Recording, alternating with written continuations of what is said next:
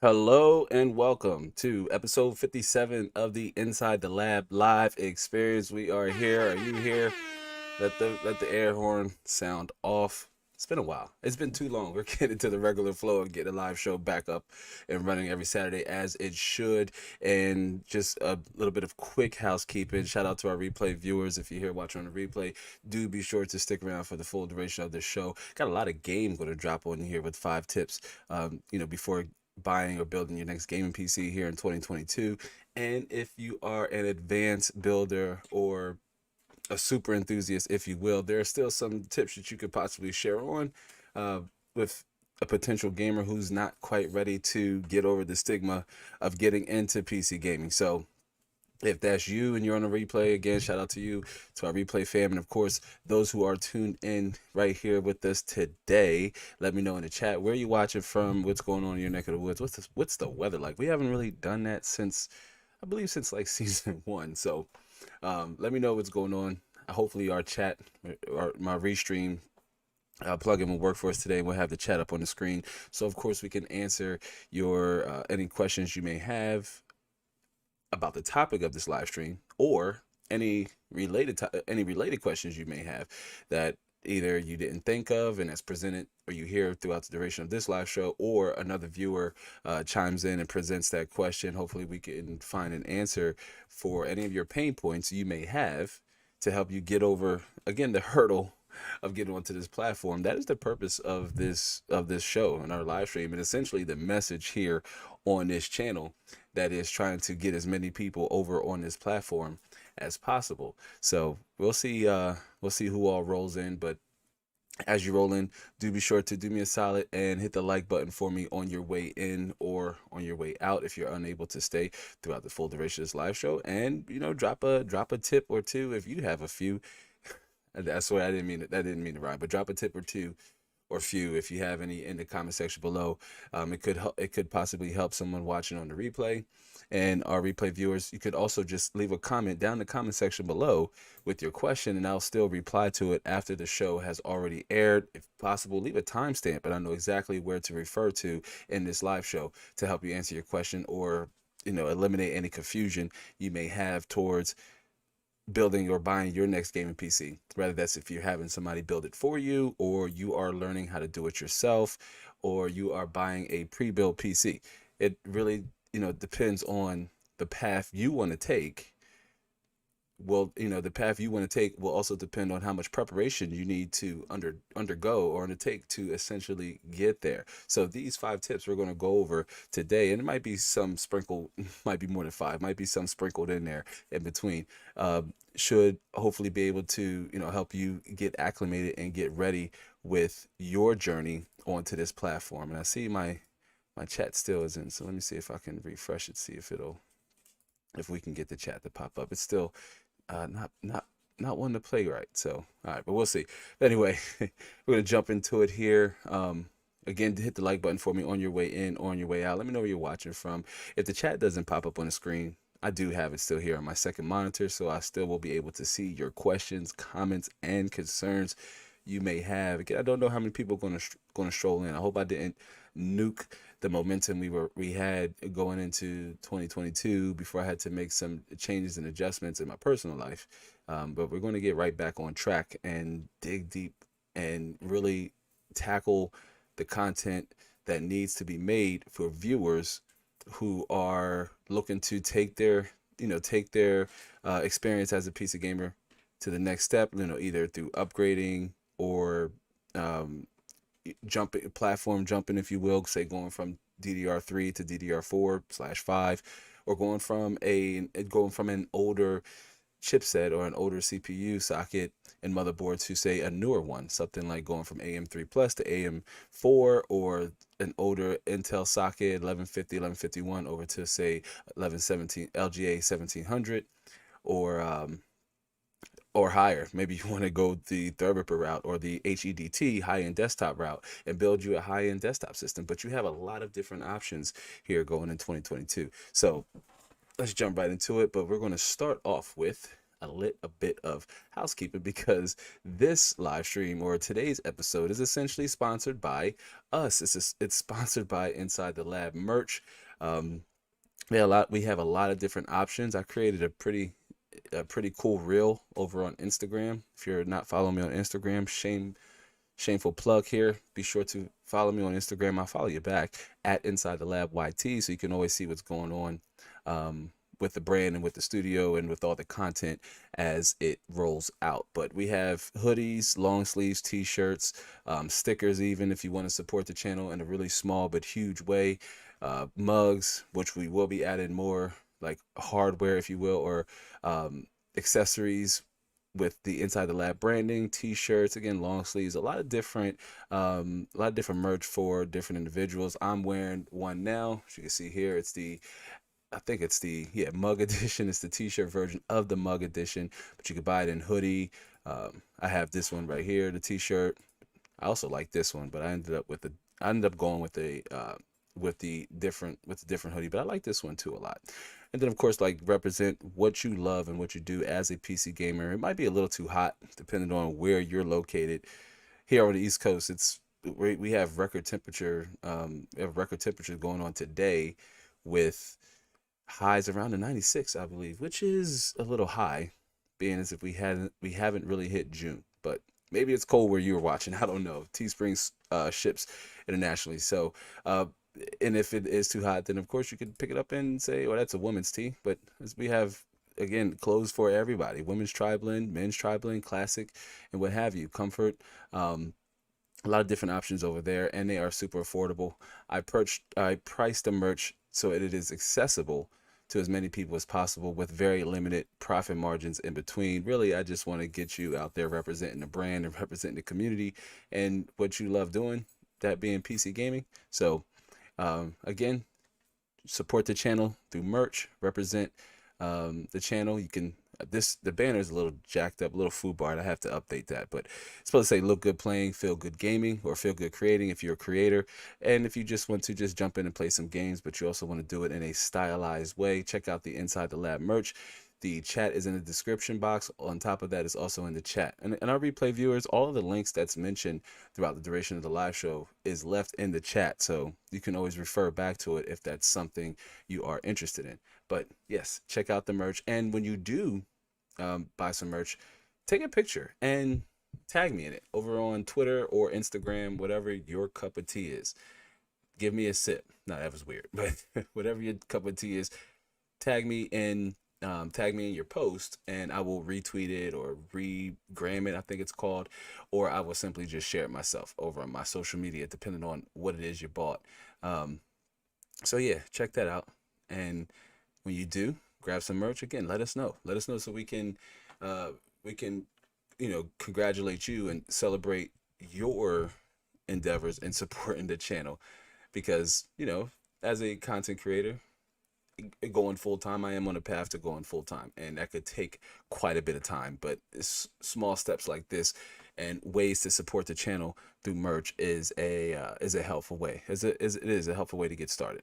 So check that out. We have had a few viewers and members in the audience in the community pick up some merch, but I'm also going to add new graphics. I've been saying this since last year, since we started season 2 of the live show, and they've slowly come, but I've drawn up some really cool and unique graphics. All of the merch is designed in-house, but I'm also going to branch out and work with a graphic designer to create some custom limited edition Inside the Lab swag. So check those out, and I will appreciate you to the moon and back. A little bit of old school going on there. All right, hopefully it looks like the chat is working cool. All right, so I see. Yep, thank you, Mrs. Ma, for dropping the Teespring link in the chat. Shout out to Mrs. Mod, our moderator, for keeping the chat running smooth and clean, and of course for keeping the conversation going and welcoming in all new viewers. If you are a first-time viewer, let me know where you're watching from. Where did you find this live stream at, most importantly, and what can we do to help you as a PC gamer or as a potential PC gamer, right? Let us know, how can we help you achieve your goal of acquiring a gaming PC or buying a gaming PC. Maybe you have aspirations of you wanting to build yourself. Maybe you are really intrigued in the build process. To some, it's intimidating. I can understand why, but to some others, they're okay with say, all right, well, I am comfortable with installing this CPU. I am comfortable with handling sensitive components and parts like motherboard and DRAM sticks, or your CPU, most importantly, if it's an AMD CPU with the pins on the back, or just handling a motherboard in general, or an expensive graphics card, say something that's over the line of $500 plus or more, give or take. So if you're comfortable with that, but you're not quite sure when, where, and how to get started, fam, this live stream is going to be a good place for you to get started. And of course, you can always reach out here to me or other viewers here in the community, constantly sharing feedback loop. We also have a Discord. I'm not as active in the Discord, man, but we have dedicated members and viewers in this community who also keep the conversation live and active over there. If you sign up for our email list, you can gain access to the Discord, but if not, you have to sign up to become a channel member. So an additional shameful plug, which Mrs. Ma will probably drop the link. Don't head there now. All of these links you can find in the description box, but excuse me, another way you can support the channel is by signing up to become a channel member. And it's at a reoccurring price or reoccurring fee. You can unlock exclusive perks and features and gain access to behind the scenes exclusive content, and also take place in our member call-in show where you will come up on the screen and you will join the conversation with myself, or you will be able to see the content unravel and unfold and get any new content updates. Sean, it's good to see you. Sean's in the house. What's up, Sean D? Sean says, glad I got to catch another live stream. Yeah, Sean, we used to go live a whole lot more after I had to move studio locations, but that's simply because getting set up for the live stream now is a bit more laborious. So before I had a dedicated setup where everything just was in place and I could just sit down, but now it's a little bit more complicated. But we will work more live streams into the content, as essentially the summer's coming up. Graphics cards are back in stock. CPU prices are, CPU are competitive at an all-time now, at an all-time competitive price, and there are solid offerings between both AMD and Intel now that really boils down to preference. And I'm really glad that we're starting to put the personal back in personal computer, where it's not so much about how much you have to spend and what you can buy versus what you can afford, and getting the most value for your money at that price point. Because then then taking that into consideration, there are options plenty for both enthusiasts, casual enthusiasts, high-end enthusiasts, those who just want to break in and with the 1080p system or what have you. There are a lot of options. Okay, even for high refresh rate monitors and fast CPUs from both AMD and Intel. Because I still think 10th generation still has a lot of gas left in the tank. It hasn't clunked out on the side of the road yet, fam. 10th generation Intel CPUs still has a lot of potential, especially if you're starting out on a lower end CPU like an i5 10600K or an i7 10700K, and you need more cores. The 10900, if you're on a B or H series motherboard, the 10900 and 10900K at 10 cores and 20 threads is still a solid choice or solid CPU that can handle most tasks, especially when you're talking about gaming and streaming and rendering videos, editing, creating thumbnails, and all of those things. There's still a lot of juice left in the tank. That's not saying that 11th and 12th generation doesn't have a purpose, but as prices slowly start to come down more, there can be significant value left in 10th generation to be snagged up, and that could allow you to refocus parts of that budget over onto the graphics side and or your monitor side. We're going to talk about monitors coming up here soon. But yeah, Sean, it's great to see you. We're also gearing up for our pop-up live stream series to come back where we game and have focused conversations or focused topics with the community, just laid back, and it's very chill. But of course, with the live experience, this is an experience. Feel free to tune in, ask. Hopefully I'll be able to answer any of your questions, but I don't know it all, fam. I'm still learning, and that's fine, because if you think you know everything, you will never learn something new, right?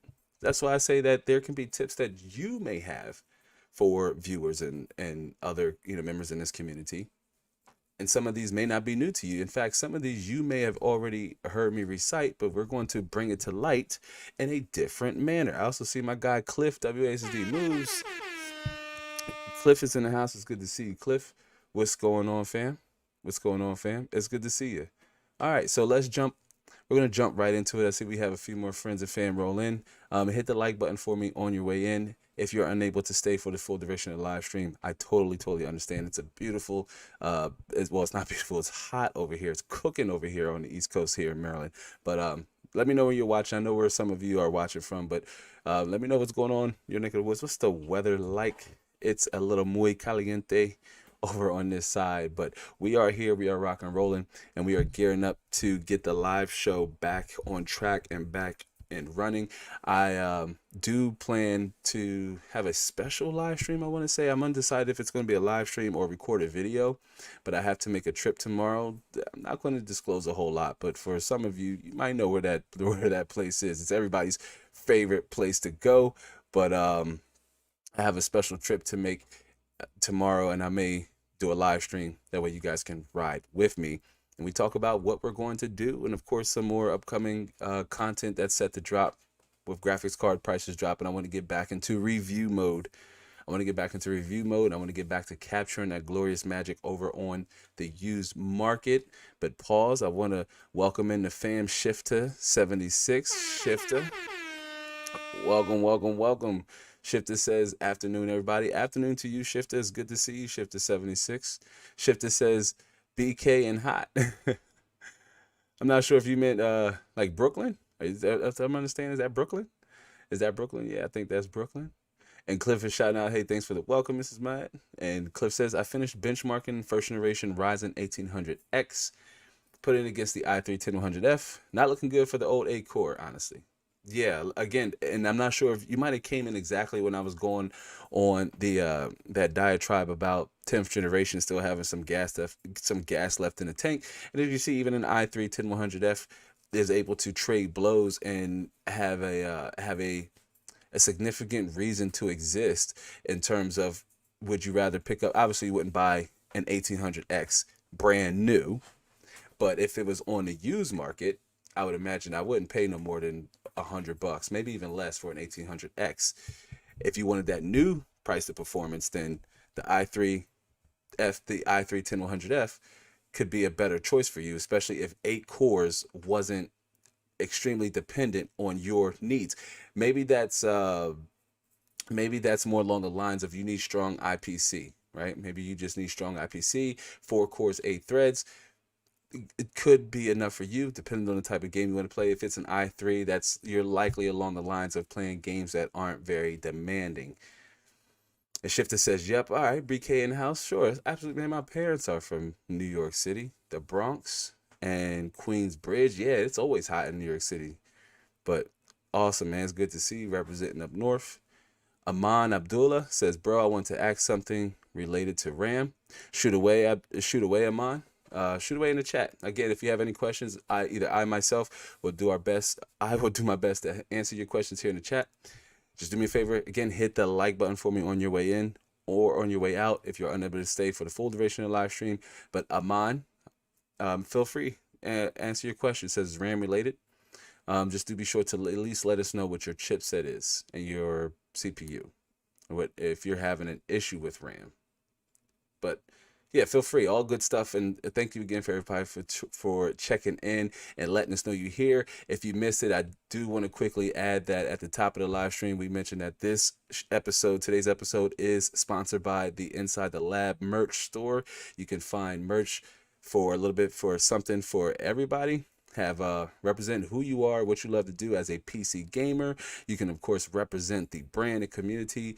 One of my favorite shirts, the next one I'm gonna cop is the Plug Graphics Edition with the USB on there. It's simple, but it says a lot. It lets you know what you're about, that PC life. Then of course you can represent the brand and help in a small yet really big way by just picking up a simple sticker that you can maybe slap on your wall, notebook. I have them all over the place, and if more merch will be more merch is being added. And I also have some really cool side merch that I'm going to drop that we're going to use as giveaways. So yeah, check those out. Everything is down in the description box below.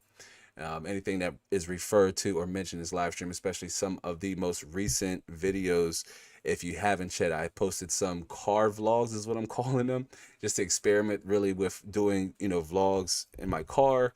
Out here recently, I'm in a mindset where it's just as important to have solid content production versus just, production in general, like having good lighting, a fancy microphone, gaming headset. Sometimes what's the most important when publishing a video here on this platform as a YouTuber is the actual content value, the content message. That is what's most important. So check those out.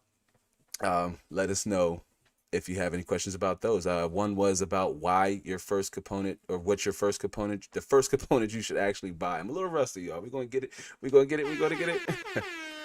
I'm a little rusty, but the first video is, why your first component should be your monitor. I had laid out some really good points and some really good takes as to why that is the case. You should definitely want to check that video out. If you're like, huh, what, why should it? Nah. And then, but yeah, definitely check that out. Cliff says, hot, y'all. He laughs in Texas heat. Over 100. Wow, it's like 100 degrees here today. Ay, ay, ay. Yeah, that is caliente. That's real hot. Amon says, I have a Corsair 8GB RAM. Cast latency is 1620. I want to buy 8GB RAM with cast latency 1620 38. They both have different speeds, 2400, 3000 megahertz. Both are 8GB. Should I buy it? No, I wouldn't recommend buying two different speeds of RAM. And especially, and if anything, you would have to change. It's risky. I'm not sure what the results would be. I imagine you would run into some possible post issues, like your system wouldn't be able to post to even get into the BIOS to change the cache latency and the frequency, which you'd be slowing down your RAM. If I'm understanding your question, your current stick is 2400 megahertz, but the new stick is 3000 megahertz. It is that DDR3 memory. And don't worry about it's all good. It's all good. Don't worry about that. Just as much detail as possible. Not that it matters, but I wouldn't recommend two different speeds of memory, two different sticks of memory. You may run into some post issues there. Are you able to say, is that if as Cliff said, yeah, it'll revert to the slowest speed? And I'm not sure. Okay, whichever stick is slowest.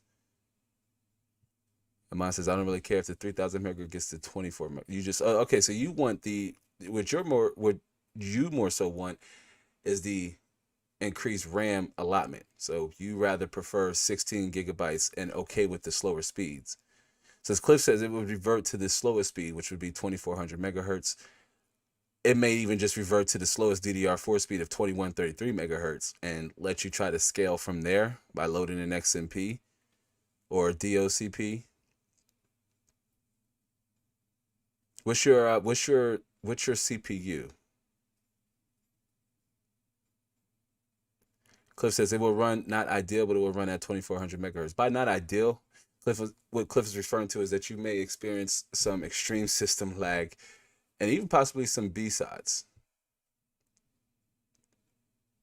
But if possible, what I'd recommend is, because DDR4 prices have come down significantly, and you can pick up a 3200 megahertz kit of CL15 memory for under 60 USD. I'm not sure, part of my ignorance, I'm not sure if you're, what your currency is, but on the current market, DDR4 prices have come down a bit, but depending on your CPU, it may be in your best interest to just upgrade your RAM altogether.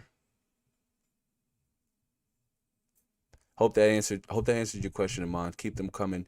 But I really am curious to know what the rest of your configuration, what the rest of your setup looks like. Trust me, all systems are welcome here. There's no judgment here. I've said this before. If you're all about the superiority mindset and what I have is better than yours because I paid more for it, this is really the community for you. All builds, prices, size, are welcomed here. I don't want to say I don't, but I very rarely use the term potato. I don't say potato. If that's all you were able to afford, then that's all you had to get started. And that's okay, because you can always scale, you can always add, which I imagine in mine, that's what you're attempting to do now by adding an additional stick of RAM and increasing your RAM allotment from 8 to 16 gigabytes. Okay, and mine says my current CPU is Ryzen 5 2400G. I am soon upgrade to Ryzen 5 3600. Okay, yeah, it's not a bad upgrade from 2400G to Ryzen 5 3600. So it says, "Oh, you're gonna take a hit, run the AP with stock speeds RAM, but it will run, my man." Yeah, 2400G. Oh man, I believe. Not sure, Amon, if you've seen that video, but we did a video on the 2400G a while back, and I see you're rocking a GTX 1050 Ti. Okay, all right. It's a very modest system. Very modest system.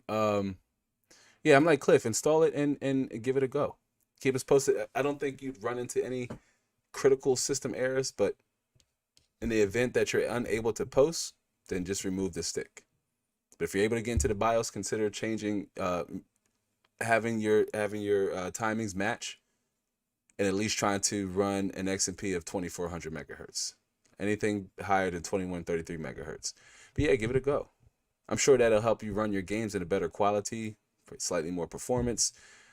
Going from 8 to 16. 8 is really difficult to get by for anything higher than 720p gaming. I've seen games take in excess of 8 gigabytes at 1080p here as of recently. And I said it at last week's, not last week's, because they're not doing quite yet weekly lives yet, but I said it on last episode, the last Live XP episode, that 16 gigabytes may not, or 8 gigabytes no longer the minimum at all. Like, I know before we say, hey, 16 is what you want to get started with, hands down. But as it stands, 16 gigabyte, if you're even considering, doing any kind of serious gaming, 16 gigabytes is the way to go. A great question, Amon. Keep them coming, you guys. Keep them coming. And if you have more questions, Amon, let us know. And with your mission to to add your additional RAM stick, keep us posted. Let us know. Let us know how you made out. If you appreciate the additional performance you were unable to unlock, and how that has complemented your system, and if there's anything else we can help you along the way. Say when you upgrade to your Ryzen 5 3600. Which chipset are you running on? You have a B400 series motherboard, B450, X400, what's your chipset? Just check. I would just check to double check. Check to double check. Yeah, check to double check. Just make sure you have the necessary BIOS required, or the necessary BIOS required to run, to run Zen 2 CPUs. As I believe 2400G is Zen Plus. But yeah, all good stuff. And Amon says, thank you so much. You've earned a like and a sub. Hey, tell you what, man. Amon, welcome to the community. That's what it's all about. That's what it's all about. That's what it's all about right there. Is helping other members in the community accomplish the things they need and want to accomplish. So salute to you, Amon, and welcome to the chat. Welcome to the channel, and welcome to the community. I'm glad that we as a community have earned your subscription. Before, I would say gaining subscribers is great and all, but I should earn your subscription. Yeah, it takes less than a second to do, but that can take videos. It could take days. It could take weeks to build up enough trust and to earn your subscription. But I'm glad it took only a few. I'm glad it took only a few seconds. And Amon says, "Thank you to Cliff WASD Moves." Yes, Cliff is a long time viewer here in the community. Before the live show even started, him and a few others who haven't trickled in yet, but like Tricion, Bad Habits, Sparta Rules, just to name a few. They might pop in, but yeah. Amon says my CPU's 3.6 gigahertz. B450 Pro. Okay, MSI B450 Pro. Yeah, I would just double check the manufacturer's website to make sure your BIOS matches the BIOS required for Zen 2 CPUs, Ryzen 3000. But awesome stuff. All right, whew, that's good game, y'all. That is good game. Now let's jump right into the meat and bone of the show, y'all. And that is 5 must-know tips before building or buying a gaming PC in 2022. These are custom, y'all. These are some of the best tips I could possibly give if I was talking to somebody in real life, IRL, or on the internet. These are some of the things these are some of the tips that I would even get them started on to consider, and that's rather if they were buying a pre-built or building a gaming PC themselves, or having somebody who is a system integrator. That's people who build PCs for a living. Uh, Having system integrator build it for you. These are still 5 tips that you should know and must know before you embark down on that journey. Because we consider, building a gaming PC and getting into PC gaming as a journey, right? It's a mountain. The pinnacle of gaming rest at the top of that mountain. That is the best way to experience video games, is on a PC. Consoles have a purpose, but PCs have character. It's okay to want to play games on a console, especially when GPUs were in such a really weird place and they were hard to find. And then at one point when they weren't hard to find, you could find them, but then you had to pay a modest 50% inflation tax, or premium tax, if you will, to acquire said GPU. And then at the time, the new PS5 and the Xbox Series SX is what I call it. Both of those were selling for in excess of over $1,000, destroying any value that even consoles were presenting to gamers. And of course, this was also destroying any value that mid-tier GPUs had to offer to budget-friendly conscious gamers. Not cheap. I loathe the term cheap. Cheap denotes any value that could be extracted from a product or even service. I don't say cheap. I do say budget conscious or budget friendly, because essentially that is what it is about. Getting the most for your money.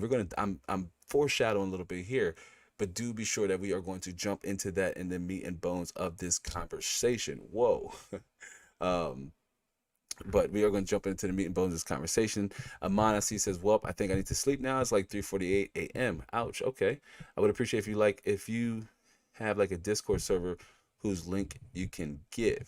Okay. I'm not sure if Mrs. Mine probably has a Discord link to send you an invite, but Amon, if you have Instagram or Twitter, you can send me a link, or if you sign up for our insider list that's in the chat right now, our email list, you will get you would get the Discord, an invite to the Discord link sent directly to you via email. But sure, we love for you to join our Discord. Love for you to take a further leap into becoming a member of this community.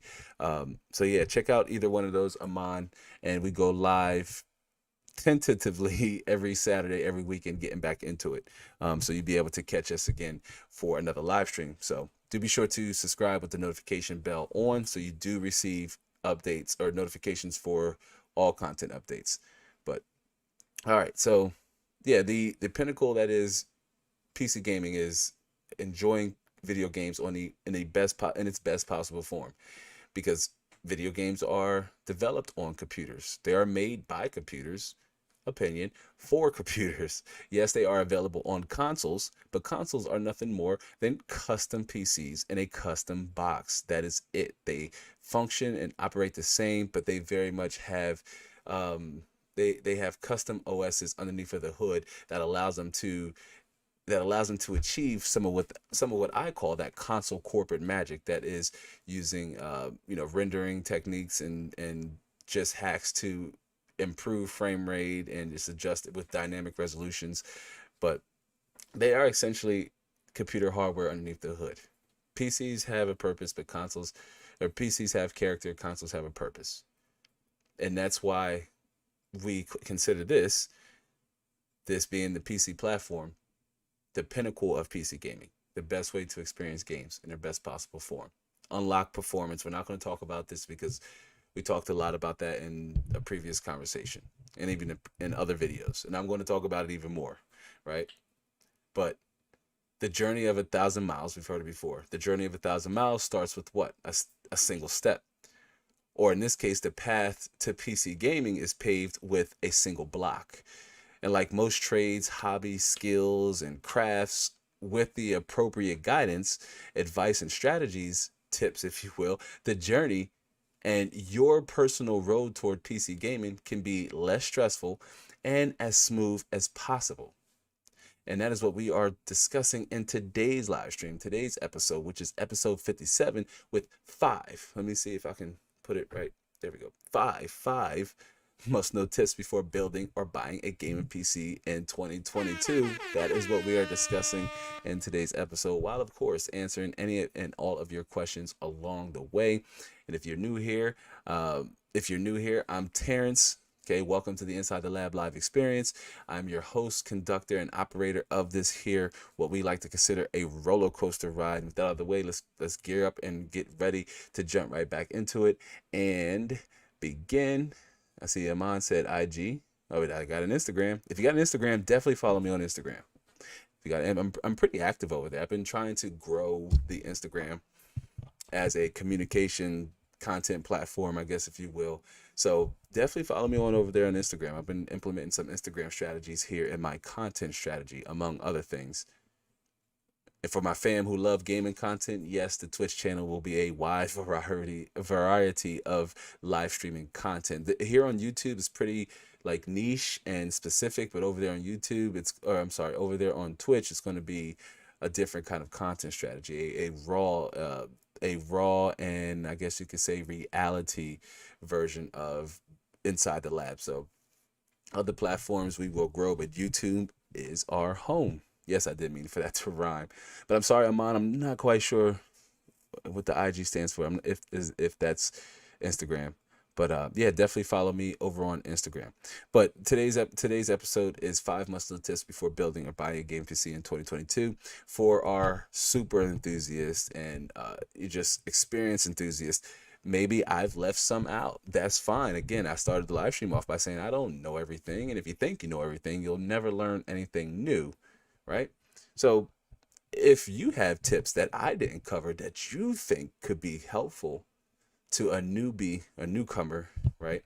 Somebody who's just getting in and wanting to break onto this field, break onto this platform, do feel free to share them in the comment section below. And if you're here on the replay, excuse me, feel free to not only ask questions that could help you by either be related to the topic or unrelated to the topic, more so geared towards PC gaming, feel free to leave it in the comment section below, but also share any tips and strategies you may have or ones that have worked for you in the past. I'm sorry.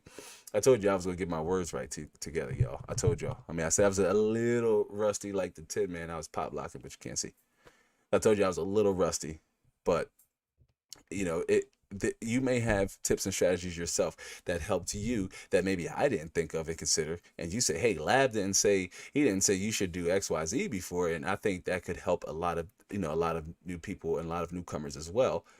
Definitely share them. Drop them in the comment section below, fam. And for my live viewers, drop them here in the live chat as we scroll right on down and jump right into it with the first tip.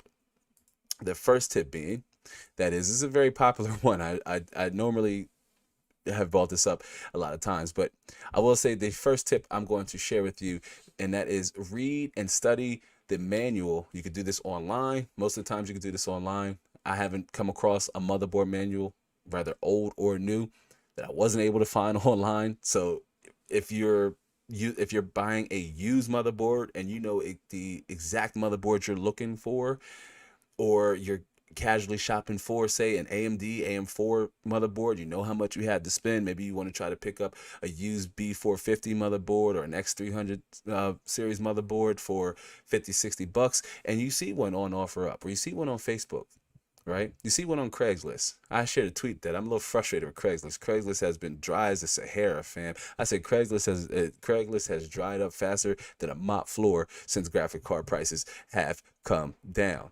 But tip number 1, read and study the manual before purchasing your motherboard or discovering your chipset.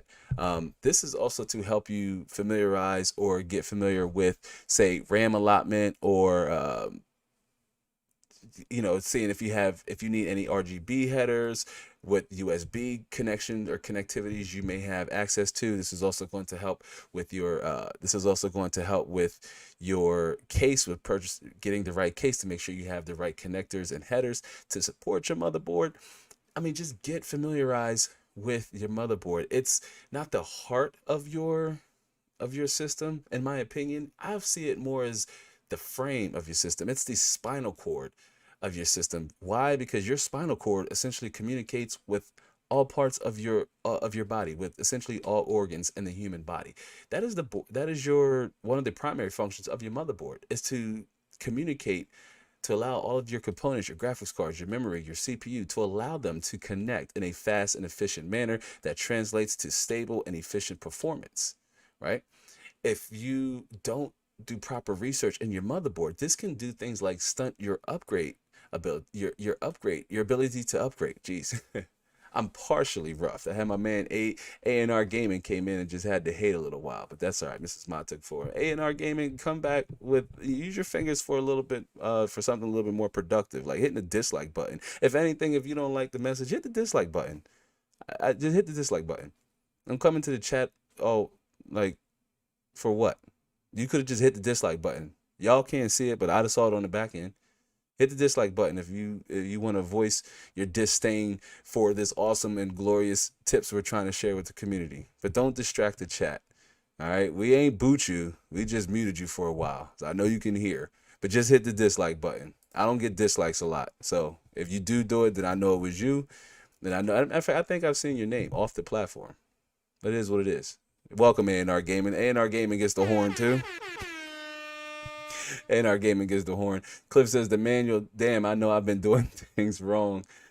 Cliff has a little bit of sarcasm there, but Craigslist dried up.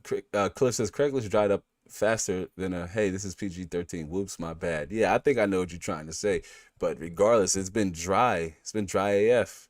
It's been dry.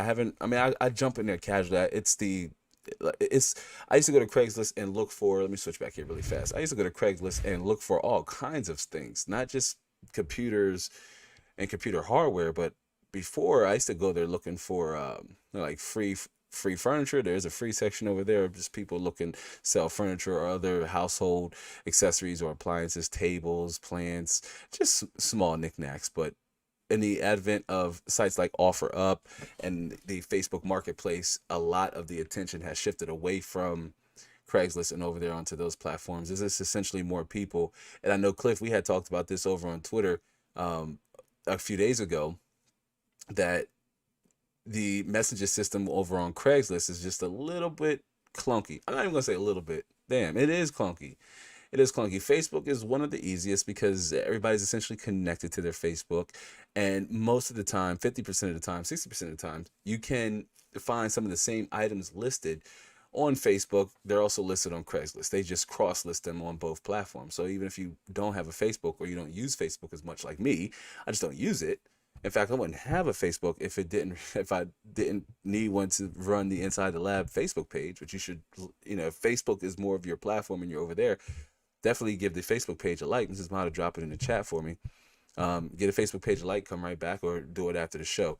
All these links are in the description box and available at the end of the show for you to head over there. And they're just micro ways to support the channel in a free way. If that's something you want to do, maybe you don't want to do it with your money yet. Maybe I haven't earned enough trust to do that. It's all good. Totally appreciate it. But if you want to do it in an economical way, liking our Facebook page, follow me on Instagram, of course, hitting the like button for me right here helps in a very small but big way. But no, I know Cliff Cliff's too good. Cliff doesn't need to read the manual. Cliff can pick up a motherboard. He already knows everything about it. But no, in all seriousness, jumping back to my first tip, this is more so for our newcomers and those of you who haven't even bought your first component, which we're still going to talk about what that component may be. A lot of you know what that is. A lot of you don't. Haven't really talked about it a great deal in the upcoming in the past couple months and weeks. But read your manual before buying your motherboard. This is also going to help you see any BIOS updates that may require additional functionality, or you may see chipset updates that may add additional stability or support, and BIOS updates for newer generation of CPUs. I mean, this could be a little tricky when you're buying a pre-built, because typically they're not disclosed, especially if you're buying one from Amazon. If you can't go into a store and ask, the associate specific questions about the system, getting a little bit more context, typically it's not listed with what the type of motherboard is, and they're buying them in bulk, or they're borderline almost OEM boards. So this could be a little tricky when buying a pre-built if you don't have control over buying it yourself. But a good indicator that will give you, I guess, some idea of what the motherboard is installed on that system, or what motherboard comes with that system, is to look at the CPU. If it's a non-K based CPU, chances are it's a non-enthusiast chipset board, like a B600 or H600 series Intel board, or a B series AMD motherboard, depending on the CPU. But your motherboard is the future of your system, the component you want to have to upgrade or replace the least, unless something goes wrong. Or let's say in the case, let's use Amon as an example. Right? With their, they say the B450 motherboard. With his B450 motherboard, which AM4, the socket in general, regardless of the chipset, the socket, especially 400 on up, X400 and B400 on up, there's some B300 and X300 series motherboards that still hasn't let go of at least Zen 2 CPUs. So still a lot of potential there, especially for used price to performance. If you're picking up a bundled deal on OfferUp or Craigslist, say it can have a Ryzen 5 3600 and an X470 motherboard for, 250, 200, something along the lines. I've seen them about that. They're out there. People have already switched to the X500 series chipset and a newer CPU, or they were on a B300, and like Cliff pointed out when he was testing an 1800X. So they're out there in the wild, and we may see them more and more. Just know, if you're picking up a CPU motherboard combo over on the AMD side, then the AM4 socket is going to give you a lot of upgrade potential and upgrade options. Amon coming from a 4-core 4-thread 2400G to a 6-core 12-thread Ryzen 5 3600. So that's a significant upgrade leap that's going to help introduce more FPS into their games, and also adding 8 gigabytes of RAM. If his motherboard didn't have the support to do that, then he would be stunning, or they would be stunning their upgrade potential. So I say your motherboard is the future of the system. It's the future of your system. Your motherboard is the future of your system. From anywhere from being able to add more RAM, a faster CPU, a newer, faster CPU, RGB headers, M.2, faster storage and more storage and faster read and write times, and additional features, more fans, more case fans. Your motherboard is the future of your system. It's the component you want to replace the least. Maybe if you have hardware failure. See, Amon was looking to upgrade their CPU, not their motherboard. They didn't say, oh, I need a new motherboard so I can get a Ryzen 5 3600. That's what you want to avoid having to do, or even saying, I need a new motherboard so I can upgrade this component. No, your motherboard is the future of your system, so you should already have done enough research and studied and due diligence into that component to where any other upgrade in the future isn't dependent on changing the motherboard. You've already accounted for that, right? This is why I say your motherboard is the future. It's the future of your system, and you should read the manual before you buy your motherboard. If you're working with a system integrator, a good system integrator, I'm not going to speak on the behalf of all of them. I know my guy Cliff is a system integrator, Triceon, another community regular. This song right here is done by Triceon. Hold up, let me play it real quick. It was in the beginning. We played this in the beginning of the live stream. This is right here is done by Triceon.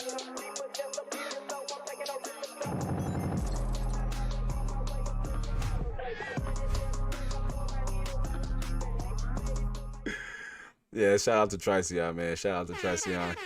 But, a good system integrator will help you with the process beyond just building a system for you. If you are trusting their judgment and their recommendations, ask questions. Say, hey, I'm interested in the MSI B550i, you know, X570 KSI. Can you send me, what can you tell me about this board? Or I was reading about it and I have this question. I know it supports, this amount, this speed of RAM with my CPU. Do your research into your motherboard. Read about it, even if you yourself aren't the one installing it into the case. Even if you aren't the one dropping that CPU into the socket. Do your research on your motherboard. Read the manual online.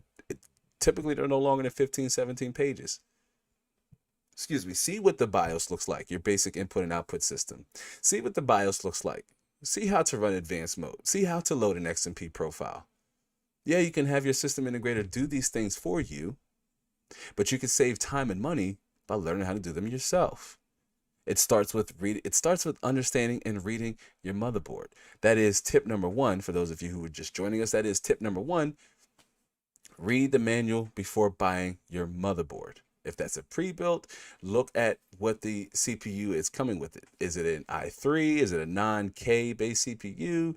Is it a not, is it an F based CPU? So be prepared to likely have a motherboard that doesn't have an HDMI port on the back of it, as that CPU won't support integrated graphics. Very important to look at buying a pre-built, look at the CPU that's coming with the motherboard. But if you are on PC part picker, or you've already bought your motherboard and CPU, you say, hey, I got a Ryzen 5 5600 and a B550i, and an Asus ROG Strix B550i. I know those are my components. That is the motherboard I want, and that is the CPU I want. I know I need a 6-core, or I know I need a multi-core with CPU with simultaneously multi-threading. That's SMT. That's what AMD calls it. So if you know that's what you need, and you know that B550 motherboard is compatible, having a proper BIOS update is another complicated task within itself. But this is why, again, it's important. Read your motherboard's manual online. The manufacturer product page is going to highlight everything you need to know about it, from BIOS updates. Most manuals are in a multitude of different languages. And don't be afraid to look for manuals of older. I loathe the term older. We don't say older around here, fam. We say legacy. Even if it's a legacy motherboard, look it up online. Okay, AM3, a Sabertooth FX AM3 Plus motherboard, or an Z270 MSI titanium Z270 motherboard. If you picked up a 4-core 8-thread 7700K, I'm about to trigger WCD moves. Cliff was on a tirade about 7700K still selling for an exorbitant amount of money. But if you're able to take advantage of the deal, right? If you're able to take advantage of the deal and get it at a good price, then you still very much want to familiarize yourself with the motherboard. You can't buy the motherboard and say, oh, damn, I didn't know I couldn't upgrade this beyond a 4-core 8-thread CPU. Then you would say, I never would have bought it. That part right there, that's the part I want to try to get you to avoid, is that I never would have bought it. I don't want you to have hardware regret. I don't want you to have hardware regret. Okay? I want you to understand that your motherboard, with the first tip, that your motherboard is the future of your system. It's going to control everything else about what you want to add. Multiple GPUs, faster CPUs, more case fans, overclocking. I'm not going to get into overclocking. Not a lot of people do it. Not a lot of people overclock. But overclocking, okay? Especially for overclocking. I want to do more overclocking content, but I started out, I loved overclocking. And then I became a content creator, and I realized how not a lot of people in the space really want to do it. Very risque. And I quickly discovered, in my opinion and from my perspective, that overclocking is very niche. You don't really do it other than for the sport. It's more so about the sport. Could you run a stable overclock? Yeah, depending on the conditions, good ambient temperatures, solid cooling solution, and your numbers all work out.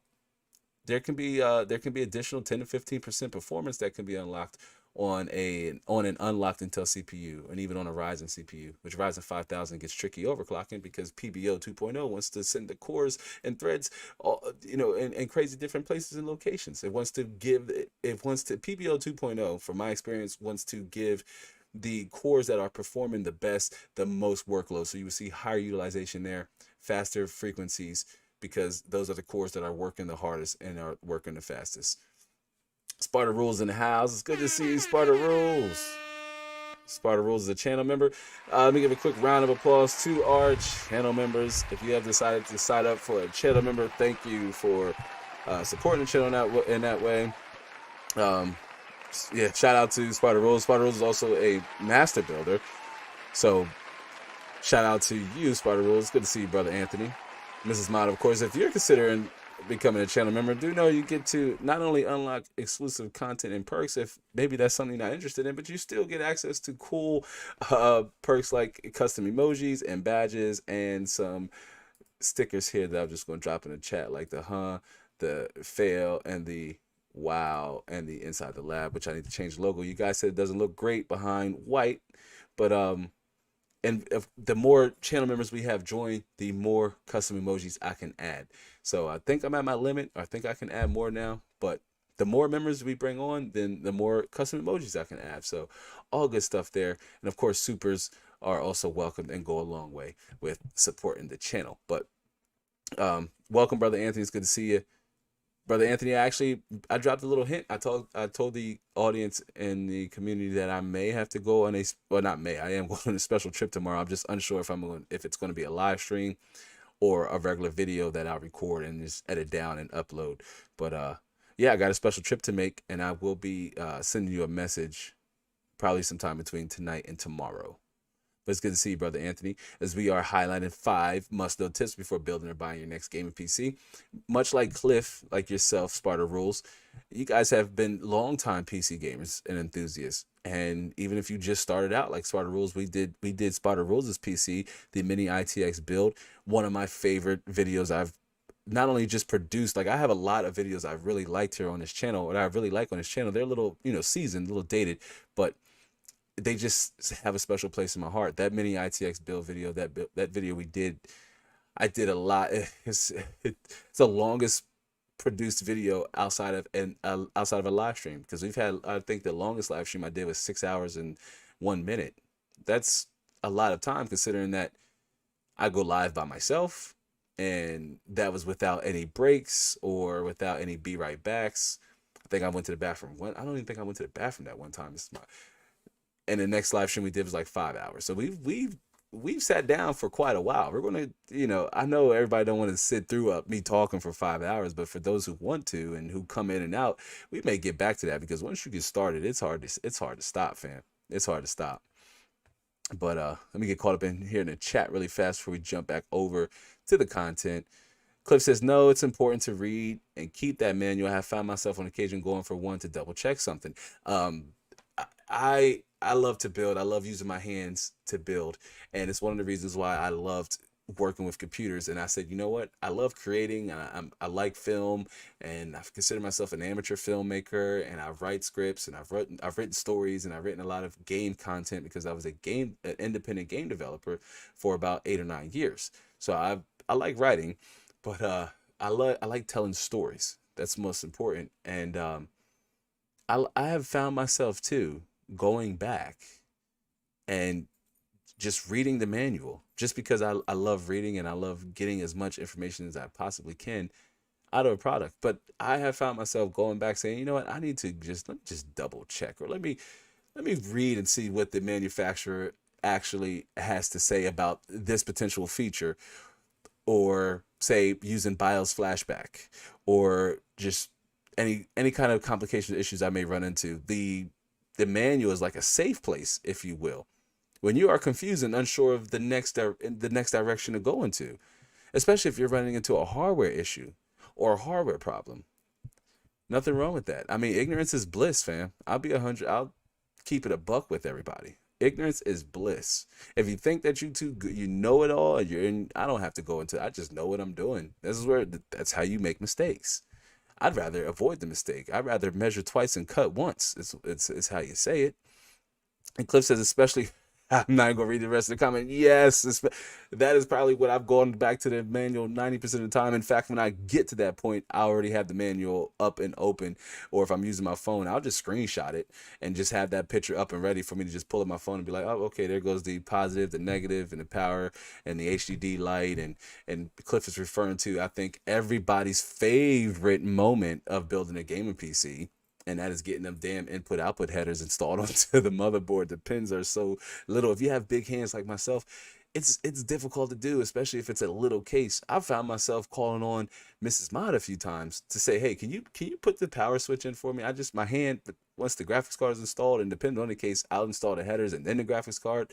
That way I have space to to install the headers. But yeah, especially for reading, especially for knowing where the proper connectors are for the input output headers, you definitely want to refer to the manual. And that's why I'm like, even if you bought the motherboard, say motherboard, CPU, RAM, and cooler, all already installed onto the into the board, it's already a unit, and you have your case, your power supply, your graphics card, and your storage drive all ready to go. You're going to need to know where to put those input output headers, especially if that seller did not have the original manual for that motherboard. Jump online, find that page, or go to that section, and you'll be good to go. As Cliff says, especially the front header pin out my old getting blink, I have hard time reading that printout on the board. Yeah, I mean, yeah, me too. And I use a flashlight. I mean, I ain't no shame in my game. That's how we said it back in the day. I think I might have aged myself, but ain't no shame in my game. And I mean, I use a flashlight. I will use one or sometimes even two, um, depending on how small the text is. Sometimes some motherboard manufacturers will have it listed on there where you can kind of see down there, but it's very difficult to see. And if you're a new builder, I recommend you referring to your motherboard's manual so you don't have any unnecessary panic attacks or anxiety attacks when you think you did everything correctly and you go to hit the power button and nothing happens. You think, oh man, did I short something out? Did I damage my motherboard? Did I break my graphics card? Is that why it's not? Is my PSU bad? Or did I not connect something properly? You might start having all sorts of different scenarios run through your mind when in all actuality you just have the power input header in the wrong configuration. Literally. Like, it could be something as small and significant as just switching the header right side up or right side down, you know, depending on your motherboard, because it's different for each motherboard. But you definitely want to refer to your motherboard for knowing where the proper input and output headers go in that configuration, all that jazz. And Cliff says performance gains are less and less. I still overclock everything. I just don't push as much as I used to. 5.2 all P cores, 4 gigahertz E cores. Call it a good, and of course overclock my GPU. Yeah, I mean it now with overclocking being handled by like software and AI, it's the need to manually overclock is less and less, especially with graphics cards. I like doing it because I really like to see how far up, how far you can push the silicon. They call it the silicon lottery for that reason. It's like, how far can I overclock this graphics card? If you're doing exotic overclocking, it's even more interested if you can, like, hook up a chiller, or if you're on a water block, or you have additional fans blowing towards your GPU, or you just want to see how fast can it go? What's the limit can it go before it'll start just crashing, or you set the overclock, but the moment you go to fire up a game or a bench, it just crashes immediately. You've kind of hit, the peak of how fast and how far that GPU can overclock, or even CPU. But it's that's why I said it's all about sport more so, because the performance gains aren't that significant. This is more so the case on newer hardware. Older hardware, I still would recommend overclocking, especially if you have all other conditions are met: proper chipset, adequate cooling, proper ambient temperatures, good case fans, proper airflow, all of those jazz. So long as all the conditions are made, if you're picking up an older CPU, for like an older i7, fourth generation i7, fifth generation i7, like a HEDT, an older CPU, if you can find one on a good deal, then it might be worth overclocking. Same thing with an older graphics card, especially an NVIDIA graphics card. AMD graphics cards typically don't overclock as far, but if you pick up an older 10 series card or 900 series card, might be able to get a slight bump if you just up the up the megahertz on the core, maybe implement an aggressive fan curve, and you wouldn't necessarily need to run that all the time. You can set up a profile. Maybe you only want to run your card overclocked on one particular game, or your CPU on one particular game. It's maybe CSGO, you can get a 20-30% FPS boost by adding additional 200-300 megahertz on the core of your CPU. In that case, it could be worth it, especially if you're willing to accept the trade-offs, additional heat. Maybe your fans might need to spin a little higher, but it could be well worth it for you. Overclocking older hardware, I still recommend it. But it's definitely for the sport. And I want to bring back an overclocking series, but I will say this as a little bit of hint. It will be focused on older hardware.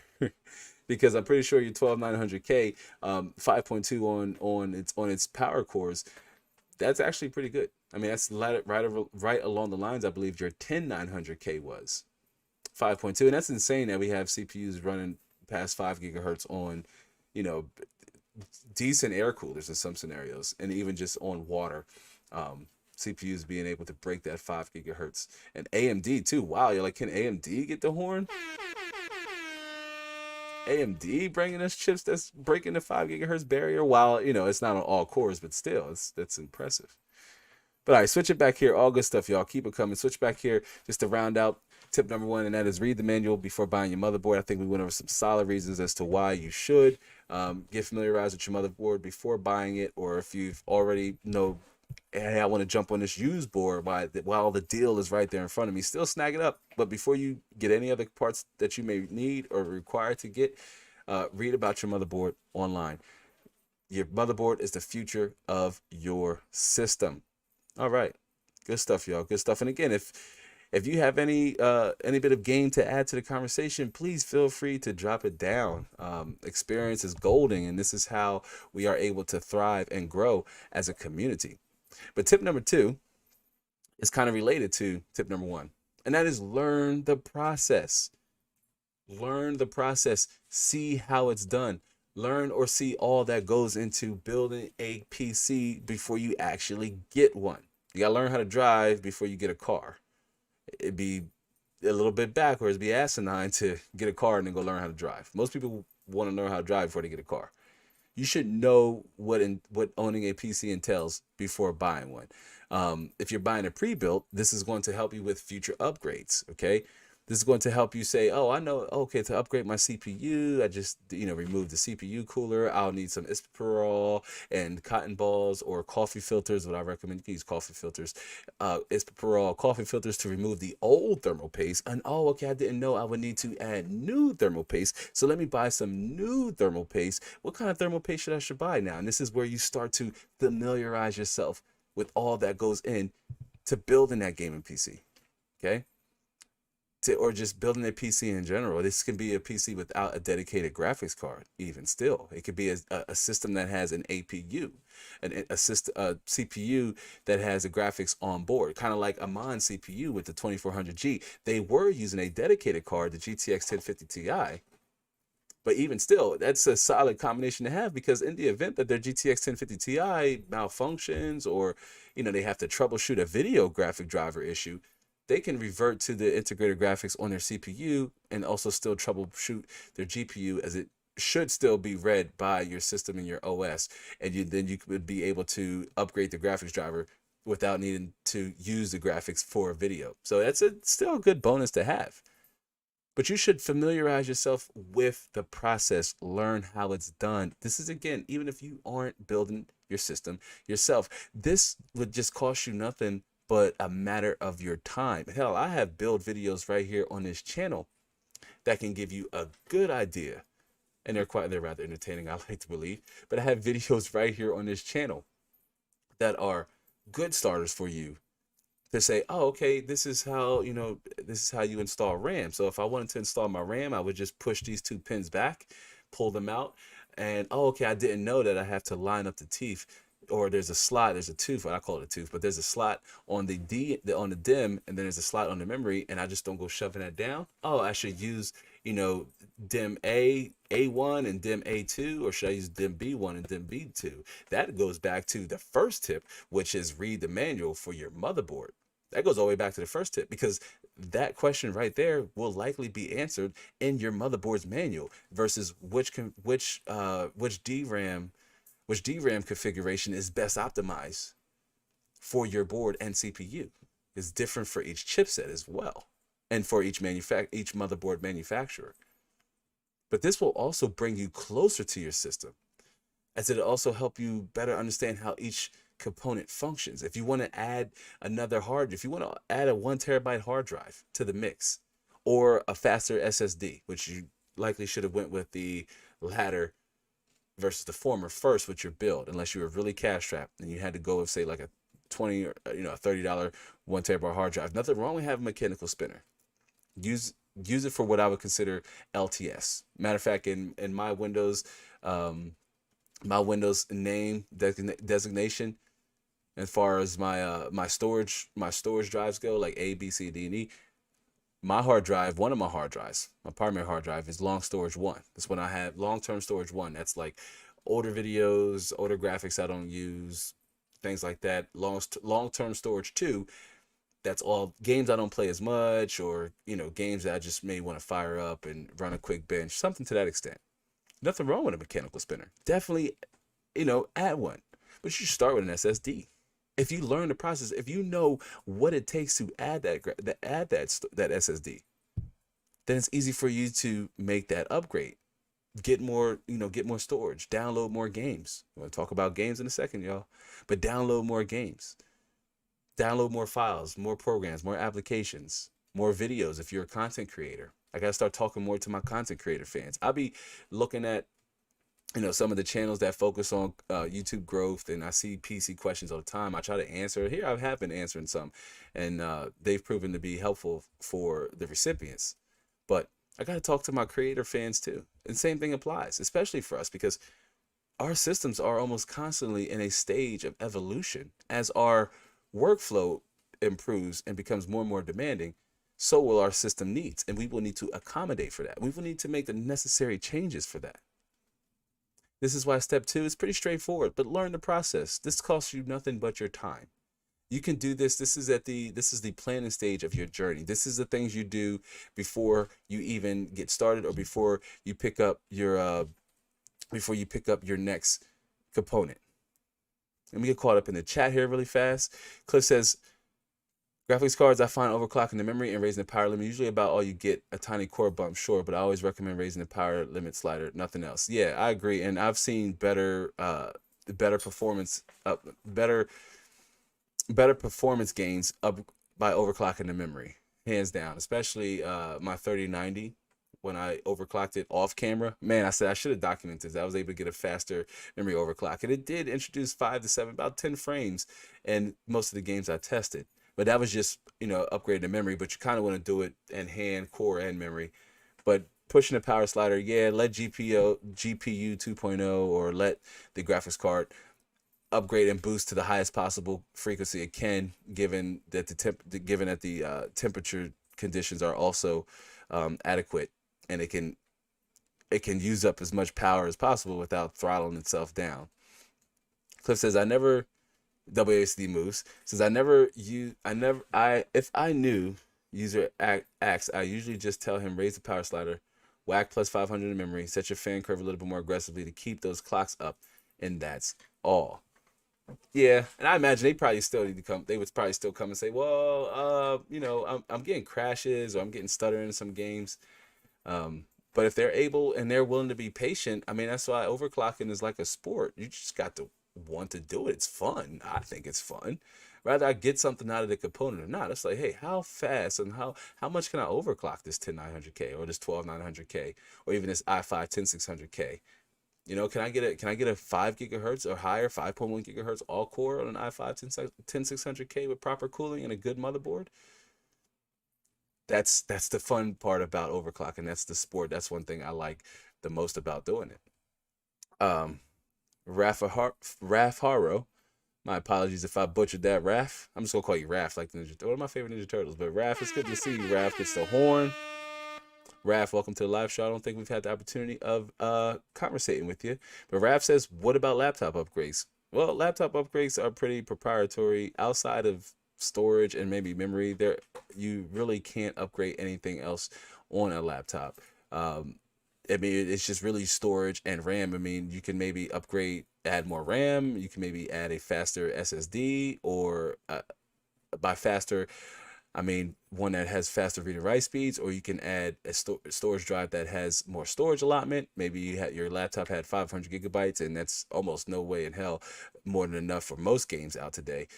And maybe you want to switch to a 1 terabyte SSD for more media and games and programs, applications, what have you. But that's about as far as it'll stretch for a laptop. Good stuff, though, Raph. And welcome to the live stream. If you have any more questions, do let us know. I mean, laptops, we don't really cover or talk a lot about here on the channel. But they do, again, have their purpose as well in terms of being mobile. But that's the one downside with them, is that there isn't much upgrade potential there. But good stuff, Raph. As we jump into tip number 2 and closing out, is that, yeah, I mean, learn the process. Learn the process. See what it takes to actually build a gaming PC. You don't have to be the one that's building it yourself, but it's 7 parts essentially that's being handled: CPU, motherboard, case, power supply, storage, RAM, memory. Had a brain freeze. Memory, and in some instances, your cooling solution. If you're not using a CPU, that comes with a stock cooler. Maybe you're going with an aftermarket cooler, like a Noctua DH series cooler, or a Cooler Master Hyper 212, or an AIO, 120, 240, 360 millimeter AIO for a high-end system.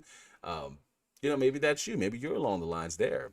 Maybe that's something you may want to consider. You just heard us talking about overclocking, right? We just went in this interesting conversation about overclocking, WSD moves, and anybody else who's listening, you're part of the conversation. You just, background listening. But we just went over overclocking. Maybe you say, you know what, I do want to unlock CPU. I do want to overclock down the road. Or, I will try overclocking my GPU. That sounds rather interesting. I want to try that.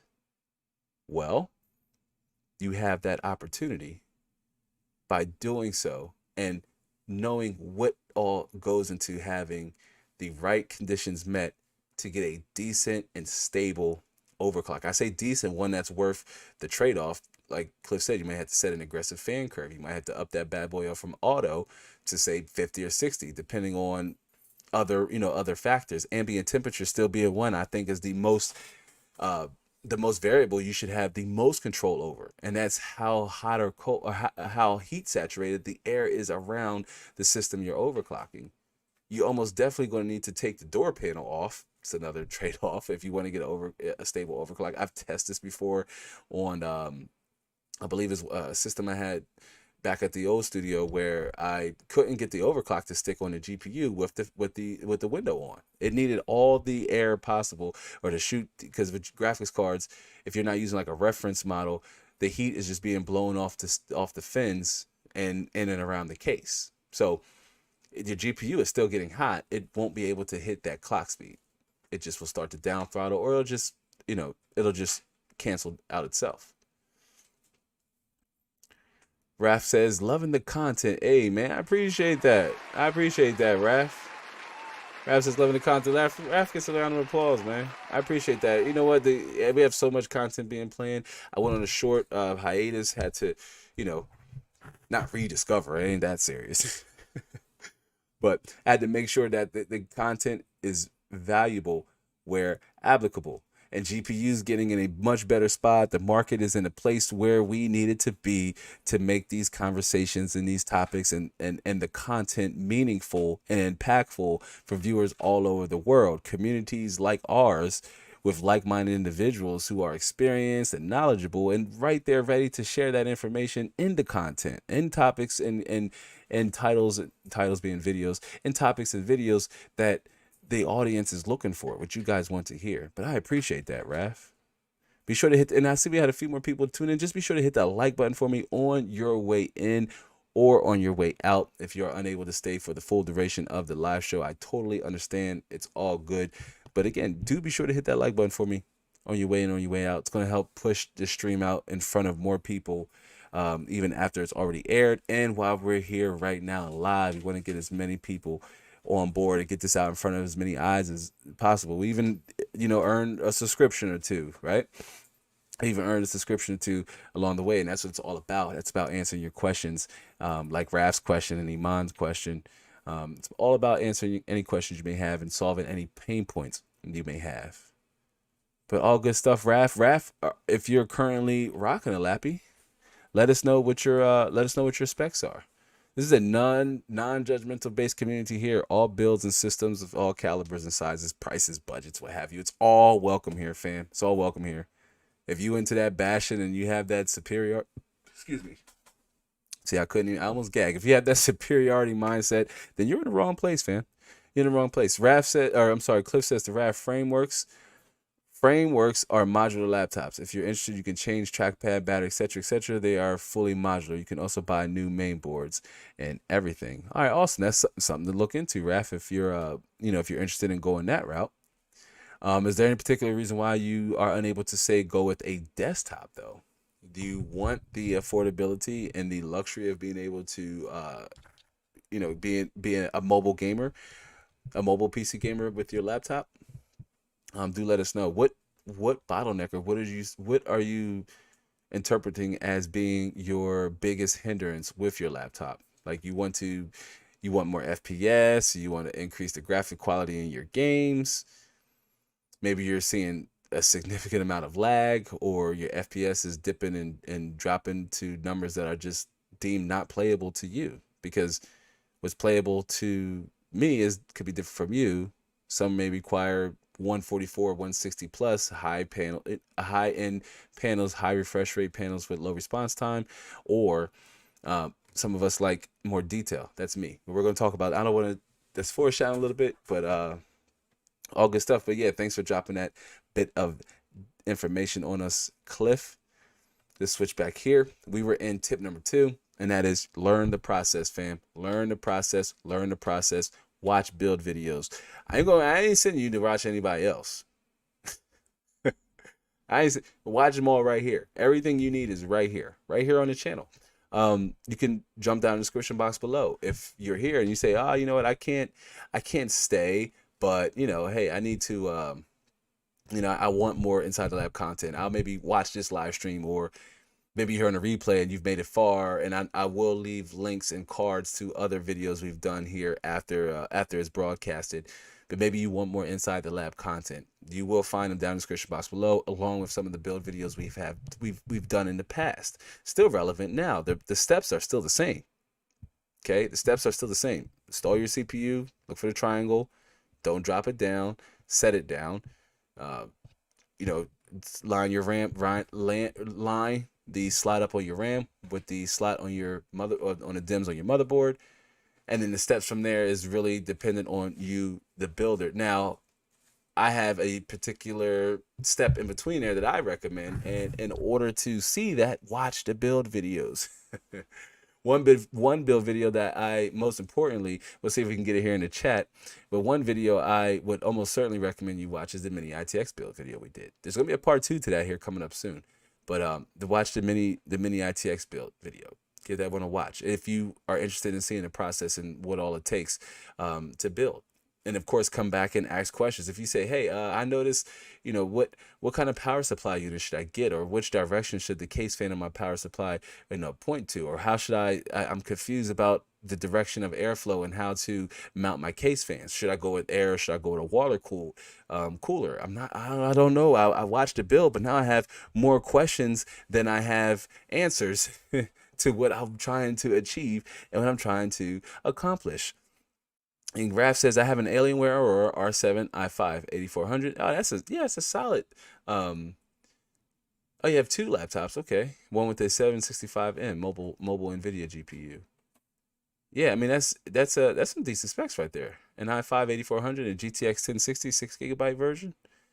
Cliff says, I love gaming laptops. Yeah, Cliff is a big, Cliff, that's Cliff's wheelhouse. Cliff loves gaming laptops. I have to get me one, to be perfectly honest. Me getting a gaming laptop isn't dependent on me wanting to game mobile. It's about the workflow, being able to do things like create thumbnails, use Adobe Premiere on the go, or use Adobe After Effects, or use Photoshop, or just managing the business and brand in general, is what would be the first task I would, or the first thing I would look for in a gaming laptop. And I say gaming because, well, let's keep it real. Any productivity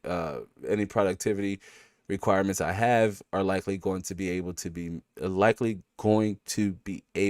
met with gaming related hardware. But I mean, that's a solid build, solid system. And Raph says, I want another one. I love them. Okay. So, and that answers my question. As I said, well, is there any particular reason why you wouldn't want to go with a desktop PC? And you answered the question right there. Boom. Because Raph says, because I just love them. And that's um, a perfectly good response, or a perfectly good answer to just drop on us. Nothing wrong with that at all. If you love them, stick with what you love. Cliff says Lenovo Legion 5i Pro is fire. I haven't seen it. I've been out of the laptop game. It's been a while. Typically, some family members and everything would like hit me up for laptop recommendations. Say, hey, is this laptop good? And I can, based off of what they're trying to accomplish. I have saved family members money in the past. So I'm like, what do you need a laptop for? Oh, I want to play bills, get on Facebook every once in a while. Nothing serious. Don't get that one.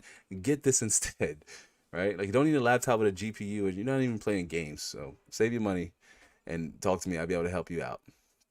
Cliff says, I have a couple. My main laptop, yep, is his Aorus 15Ps. It's 1087H, 32 gigabytes, and an RTX 3070M. Nice. I think Sparta Rules, too.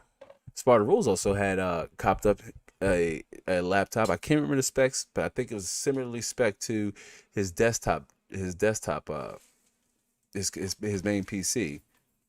But Sparta Rules, if you're still hanging out in the background, let us know what your laptop specs are, brother Anthony.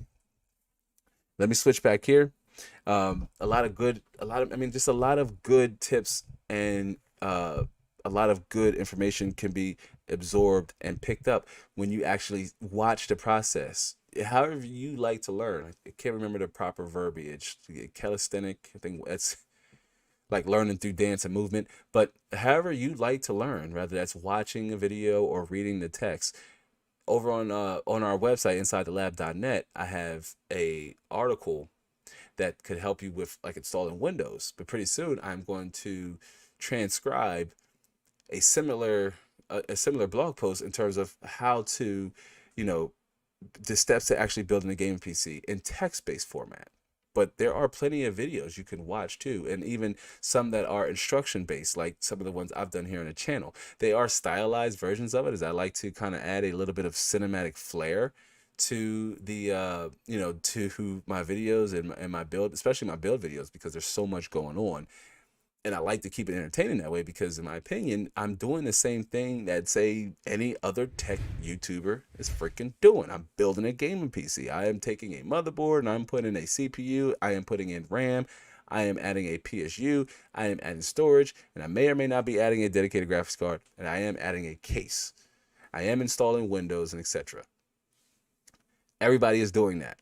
But everybody is going to present that bit of information in a different way. That is my strategy, my approach. So I go with the more stylized approach, if you will, to the whole entire build process.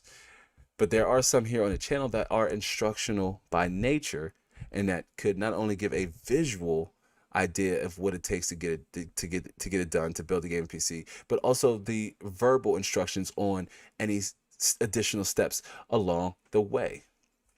So switching back here, that was tip number 2. So we have a good conversation going on in the chat, man. Shout out to y'all. Shout out to the chat. I love it, man. Keep the chat going. I don't always have to be involved in the chat, but you guys as a community, feel free to, talk about your systems. That's one thing about being a PC gamer, man. We love talking about our hardware, good or bad, expensive or inexpensive. We love talking about our hardware and what we're able to accomplish and how we're able to, play the games we love or do the things we love doing.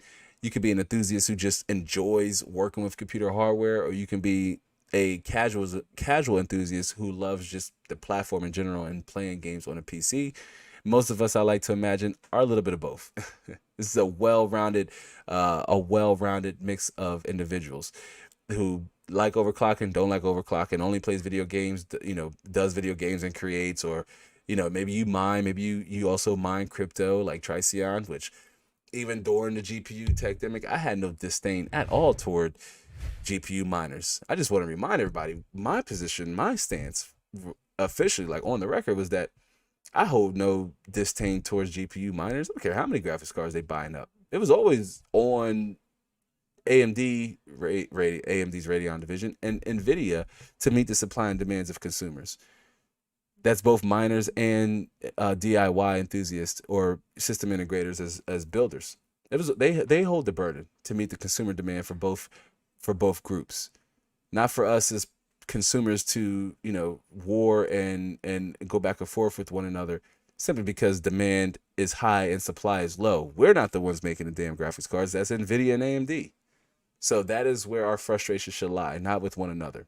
So you could be a GPU miner or somebody who games and mines. Doesn't matter. You love PC hardware, you are in the right place. But if you are a new builder and a new upcoming enthusiast, you should learn the process, see how it's done. Even if you had your PC for a year, 2 years, but you bought it, you bought a pre-build a while ago, or you had somebody build it for you, still learn the process, fam. Be prepared to make any future upgrades with your system.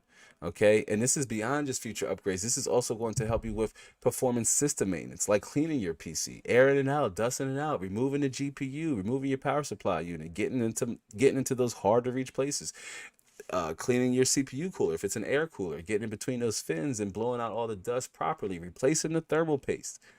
You may not have done it the first time, but that doesn't mean that you don't have to do it anytime. Still familiarize yourself with the process, see how it gets done. I guarantee you, once you do that with or without your system, it is going to bring you closer to your system. Before you get it and you familiarize yourself with the process, you watch build videos and you see how it's done.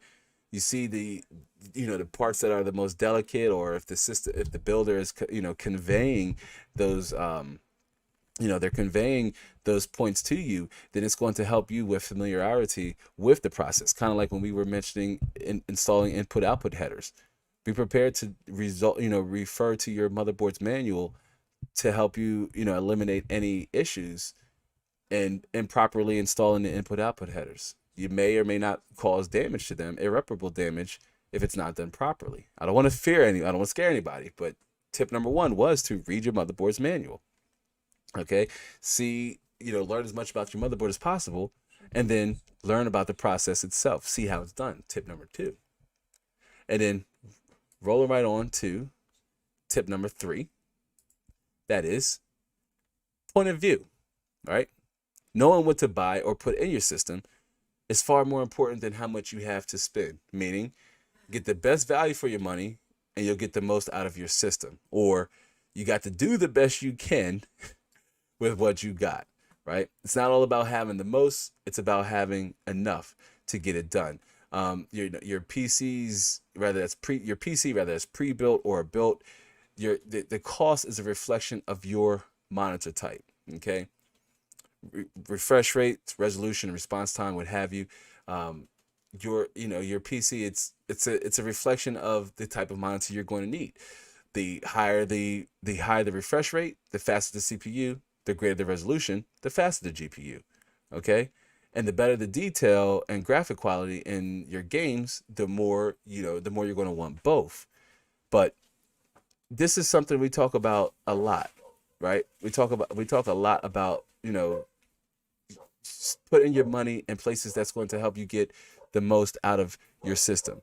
That is, if you don't need a GPU with more than 6 gigabytes of VRAM, don't drop the money on a graphics card that has 8 or 10 gigabytes. If you really only want to play games at 1080p on a 60 hertz monitor, you're not even really interested in, say, detail and having a lot of graphics in your games.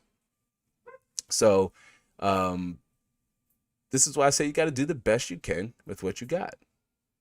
I'm not sure, Raf, is that question here to me? What is your stance on eGPUs? I haven't worked with them a lot. I know they came and gone as fast as almost as they came. I still, over at eGPU, I still would recommend a system with integrated graphics, but I haven't worked enough with eGPUs. External GPUs is what Raf is referring to. But what you buy is more important than how much you have to spend. Okay, meaning that regardless of your budget, how you allocate that budget, where you put, how much you choose to spend in certain areas of your budget is more important than how much you have to spend. Okay, uh, this is why I say you got to do the best you can with what you got. Get the best value for your money, and you'll get the most out of your system. Okay, that's something we talk about a lot here on this channel. Price to performance, getting the best value for your money. That is, if you have $800-900 to spend, you use parts of that budget that's going to help you get the most out of your experience as a gamer. That is, should I get, I only want to play 1 or 2 games. Should I get a 16 gigabytes kit of RAM or 1 terabyte hard drive? Well, chances are, if you're cash strapped and you can't break the barrier of that fixed number, the chances are putting the money into your RAM is going to be far more important than putting your money into higher storage. That is, if you're only playing 1 or 2 games at most. Maybe you only want to play Overwatch competitively. Maybe you want to play CSGO competitively, Rainbow Six Siege competitively, like games that don't have large download sizes. Call of Duty Warzone, Fortnite certainly does over 200 gigabytes. It's ridiculous. So if games like that are your target or your focus, then you got to put the money where it is important to you. Okay, that's why I say it's what you buy is far more important than how much you have to spend. What you decide to get in terms of a CPU, maybe you don't need hyper-threading. In some cases, hyper-threading, I mentioned this last in episode 56, the last live stream. Sometimes hyper-threading doesn't necessarily always help with performance gains. It's good for doing multiple things at the same time. Sure, having a CPU that can spread out the task and spread out the load across multiple cores and threads could help speed up those tasks. But if gaming is your central focus, then what you buy is more important than how much you have to spend. Rather, that's maybe you can only afford a 2400G. That is a CPU with integrated graphics and APU. Maybe that's all you can afford. But then you can put other aspects or you can put that money in other areas of your build that's going to either help introduce performance enhancing gains, or that's going to make your build more aesthetically pleasing. There's nothing wrong with wanting a computer that not only, damn, I'm stuttering, mixing my words up, y'all. I got to give myself the horn. But it's okay to have a computer that not only looks good, but that also performs as you wanted to or as you expected to. Nothing wrong with that at all. So put your money, I don't want to say where your mouth is, but put your money where it is most important to you, okay, in areas of your build. Whether that's faster storage, a higher storage allotment, more RAM, you want a dedicated graphics card to add to your system, then go for it. But it's all about point of view, okay? It's all about point of view. It's all about, not thinking that you need to spend a lot to get the most out of a system. You just need to put the money in areas that are going to be the most impactful on your experience as a PC gamer. That is going to be different for most of us. I went on a lecture before where I said, if we all bought 5 PS5s, then all of our performances are going to be the same. Especially if we all bought 5 PS5s for what they were going for, let's say $900. Let's use the same price point that we did with the system, the example system I just laid out. We all could buy 5 PS5s, and the performance would be the same. We all would have the same experience, right? Maybe outside of some, custom like wallpaper and interfaces that you could. I haven't had a PS5. I haven't fired up a console in a very long time, but we all would have the same experience. Okay, we all would experience our games the same way. But if we each had about a $900 budget to build 5 gaming PCs, they all would very much look different, and they would perform different because we would put money in certain areas that are the most important to us. For example, I appreciate detail and graphics in my PC games. That's one thing I enjoy the most, not high refresh rates, right? Getting 165 or 244. That's not what I would need out of a system. I would more so need a beefier GPU. If one of us five would have those aspirations, then chances are you would put most of your money in getting a fast CPU because you want to game at 1080p at high refresh rates. I'd want to game at, say, 1440p or higher and have stable FPS, 60 to 75, somewhere between there at high to max settings. So I would tailor make my system around an experience akin to being able to enjoy and experience games on that magnitude. Maybe you want to experience your games to be fast and fluid. We're going to talk about that too as we segue into the next tip. Let me jump in the chat really fast here. Cliff says, oh, okay, they are becoming a thing of the past, Ralph. Yeah, APUs have become so powerful. It's almost like they're eGPUs, unless there's a unique workflow that's more for, or you have a system. I'm really not sure where the exact need for eGPU would be that you couldn't accomplish in an integrated in an integrated solution. But Cliff says, as mobile GPUs become even stronger, eGPUs over Thunderbolt have become more and more antiquated.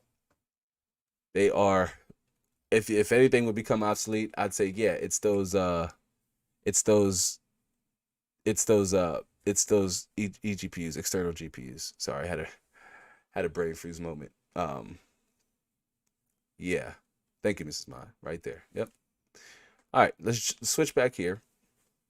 That was tip number 3. Again, pretty straightforward. I mean, this next one is so big because I don't think enough PC gamers take advantage of it, and it's one benefit and plus side that we can add to our argument that we are able to save money on our games, and that is save money on buying PC games with using the subscription models or games as a service.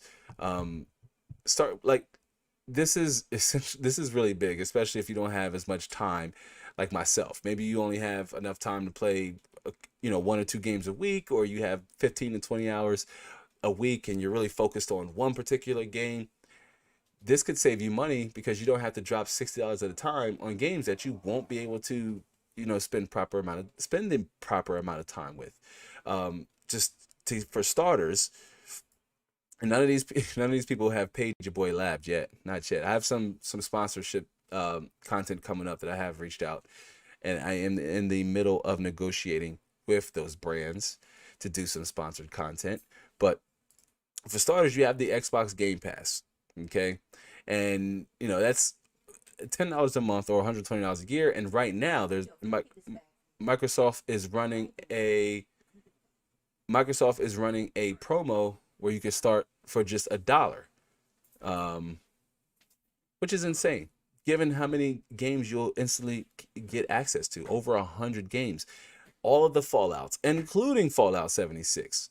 So if you say at the end of the day, you know what, I maybe have time, I want to jump into and revisit some of the Fallouts. I want to play, Fallout 76. Let me see if it's all about the hype. This is all of the Fallouts. Halo, all of the Halos, Halo Infinite, Minecraft, Doom Eternal, Alien Isolation, which I love playing Alien Isolation.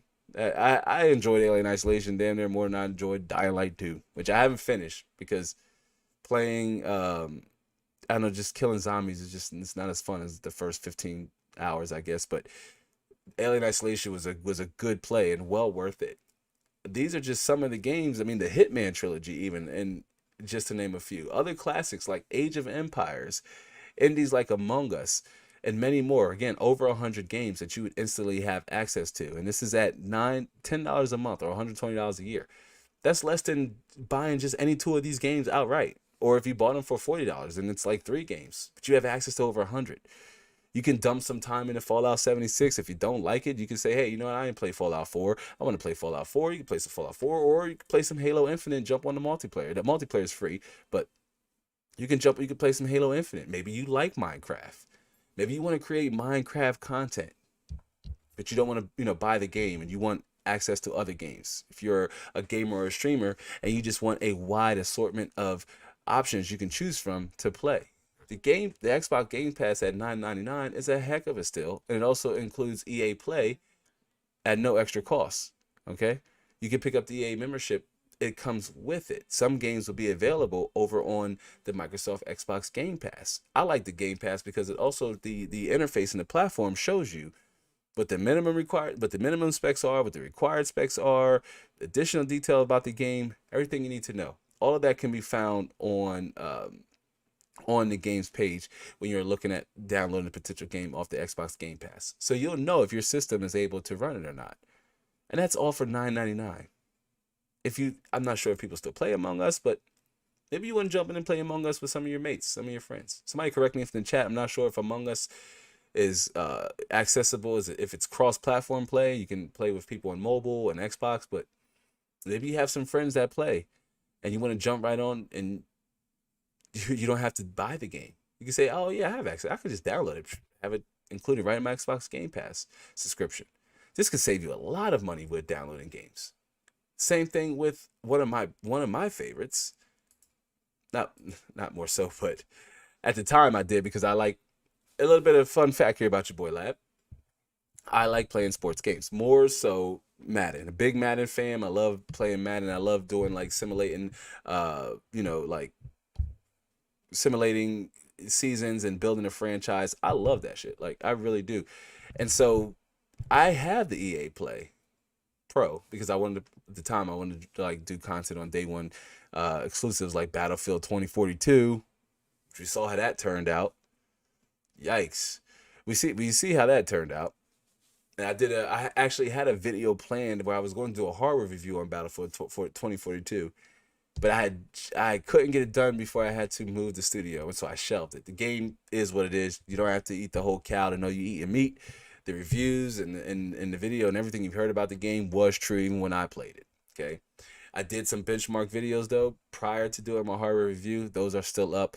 Yes, the game has changed. It's been patched a few times, but that can give you an outlier, or I'm sorry, not an outlier, but that can give you an idea of the performance the game was offering at that time. And this is when the game launched. This is ridiculous, but that's beside the point. That's beside the point. EA, if you're a sports player like myself and you want to play sports-based games, EA Play is especially good for you. You can just go with EA Plus. EA Pro gives you access to day one exclusives.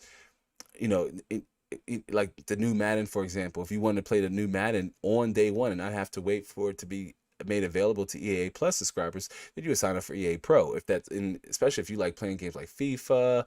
But on top of that, EA Play has a wide library of games too, exclusive EA games you can find over there, anywhere from like the not Crisis Remastered, but the Crises and Need for Speed. If you want to jump into some of the older Need for Speed games, there are a lot of options over there for games for you to choose from to play if you wanted to save even more money. Maybe you say, I don't really want to play a lot of Microsoft exclusive games. You also have access to games like Gears 5 and upcoming Gears 6 and all the other older Gears, but maybe you don't really want to play Bethesda and Microsoft-based games. Maybe you want to play games like sports games like FIFA, Madden, games like that, or games like Need for Speed, Battlefield. I believe Battlefield 5 is still available over there. Battlefield 3, Battlefield 4. There are a lot of options for you to choose from. A lot of different games that will be accessible to you that you can also download and sign up. Or you can sign up and download and gain immediate access to, unlimited access to, if you sign up for the EA Plus or EA Pro subscription, which one is $4.99 and the other is $14.99 a month. The $4.99 provides a little bit better value because typically most games right now, day one, aren't ready day one, so it doesn't really pay to want to play them day one. And I could big vouch for that, as Battlefield 2042 was in a horrible place. When it first came out, horrible kid. And I said, wow, what is this? Like, I am totally uninspired. And I really wanted to give Battlefield 2042 a chance. I wanted it to be the game that I can play, that's online, and I can really play and, create content around, that I could also play both subjectively and objectively, but it just didn't manifest into that. But one of the subscription or games as a service model that I really would recommend, simply because they have so many different options and titles for you to choose from, and that is Ubisoft Plus, Ubisoft Plus. Dang, yeah, let me sound off the air hurting myself. Ubisoft Plus, $14.99 a month is a little expensive compared to, say, EA Plus and Microsoft's Game Pass, but you do have unlimited access to exclusive Ubisoft titles like all the Assassin's Creeds, new and old, all the Far Cries, CS:GO, Rainbow Six Siege. I mean, you have access to it all, fam. If it has the Ubisoft Plus little, plus sign next to the game, then you can download it. A lot of titles for you to choose from that could provide you with endless hours of sweet and glorious gaming time, both on systems that are a little bit on the lower end side and systems that are on the higher end side. Okay, but if you are like me and you like story-driven games, I mean, Assassin's Creed Valhalla, Odyssey, Far Cry 6. I didn't really like Far Cry 6. I did the one video we did on it, and that was enough for me, fam. And I didn't go back to it either. But I didn't like Far Cry 6. Wasn't a big fan of it, but if you want to give it a shot, go for it. One of my favorite Far Cries that I would recommend you play is Far Cry Primal. You can kind of see it back there in the background. But one of the Far Cries I did really like playing that received a lot of flack was Far Cry Primal. If you played a Far Cry and you're here in the chat with me right now, let me know which of the Far Cries you enjoyed the most. I've played Far Cry 3, 4, 5, and 6, and Primal. And out of all those, 4 was okay. Primal I enjoyed the most. 5 was okay. Didn't have enough weapons for me. And 6 I just couldn't finish. I finished all the other Far Cries, but I just couldn't do it. But let me know in the chat what's your favorite Far Cry if you played if you played any of them. But so we got a good conversation going on in the chat between Ralph and Cliff. As Cliff asked Ralph, what's the best CPU? The desktop CPU. Cliff said the 12900 HK. Best one is the one that best suits your needs and budget. That's right, man. That is absolutely correct. When somebody asks me that same question, hey, what's the best CPU? I mean, that really depends on your budget and needs. If you don't need a 12900 HK, then it's not going to be the best one for your money, best value for your money. Maybe you could do well off with a $200 CPU, or you can also pick up a 5600 for, I believe they're going for $249. Micro Center, I saw them at $249. Maybe that's better suited for you. That best is, like Cliff said, best that suits your needs and budget. His preference is 12900 KS. I've been happy with my Alder Lake chip. Very unique system on a chip Intel had dropped on us with Alder Lake. Shifter says, I loved Far Cry 3. Nice. Okay. Yeah, Far Cry 3 was nice. Far Cry 3 was good. I think it was one of the best stories, one of the better stories in my opinion. Hands down. The stories kind of went, I mean, Primal story was good too in its own way. It was kind of cliche, the whole, father dies and son grows up to fill the shoes or what have you. But Far Cry 3 story is actually pretty good. It was really good. And so, yeah, if you wanted to play Far, you built your system, maybe you picked up a GTX 980 or 970 and you say, hey, you know what, I got a Ryzen 5 3600 or 2600X and a GTX 980. I meet the minimum requirements to run this game. I can play any of these Ubisoft titles for $14.99 a month. Let me dive in and take full advantage over that. Now, between all three of those, the Xbox Game Pass and EA Plus Pro or Ubisoft Plus, all three of those, imagine getting all three, and that would run you about $40 a month, or the cost of buying one game a month for nearly access to nearly 300 plus games and hundreds of hours of online open world and story driven gameplay, right? And then of course you have your freebies like Apex Legends and Fortnite and Warzone to hold you over in between those games. Like when you get tired of just raiding towers and unlocking radio stations, or hunting in Far Cry, assassinating in Assassin's Creed, CS:GO, or Rainbow Six Siege, which are both games that are enjoyed being both from a competitive level all the way down to a casual level. But those games, Fortnite, Warzone, Apex, I mean, those are season based games. There's content being added on a yearly basis for the most part, and those games are free. They take up storage space. That is their cost, right? That is their cost. They take up storage space. But if you want to say, hey, I can have access to over 300 plus quality games, new games, especially with Ubisoft Plus and Microsoft Xbox Game, or Microsoft, not Xbox, but the Microsoft Game Pass for PC. You can have access to whatever the new Fallout's going to be. Elden Ring. I believe Elden Ring is going to be it may or may not be a day one exclusive whenever it comes out. I saw it was just pushed back, and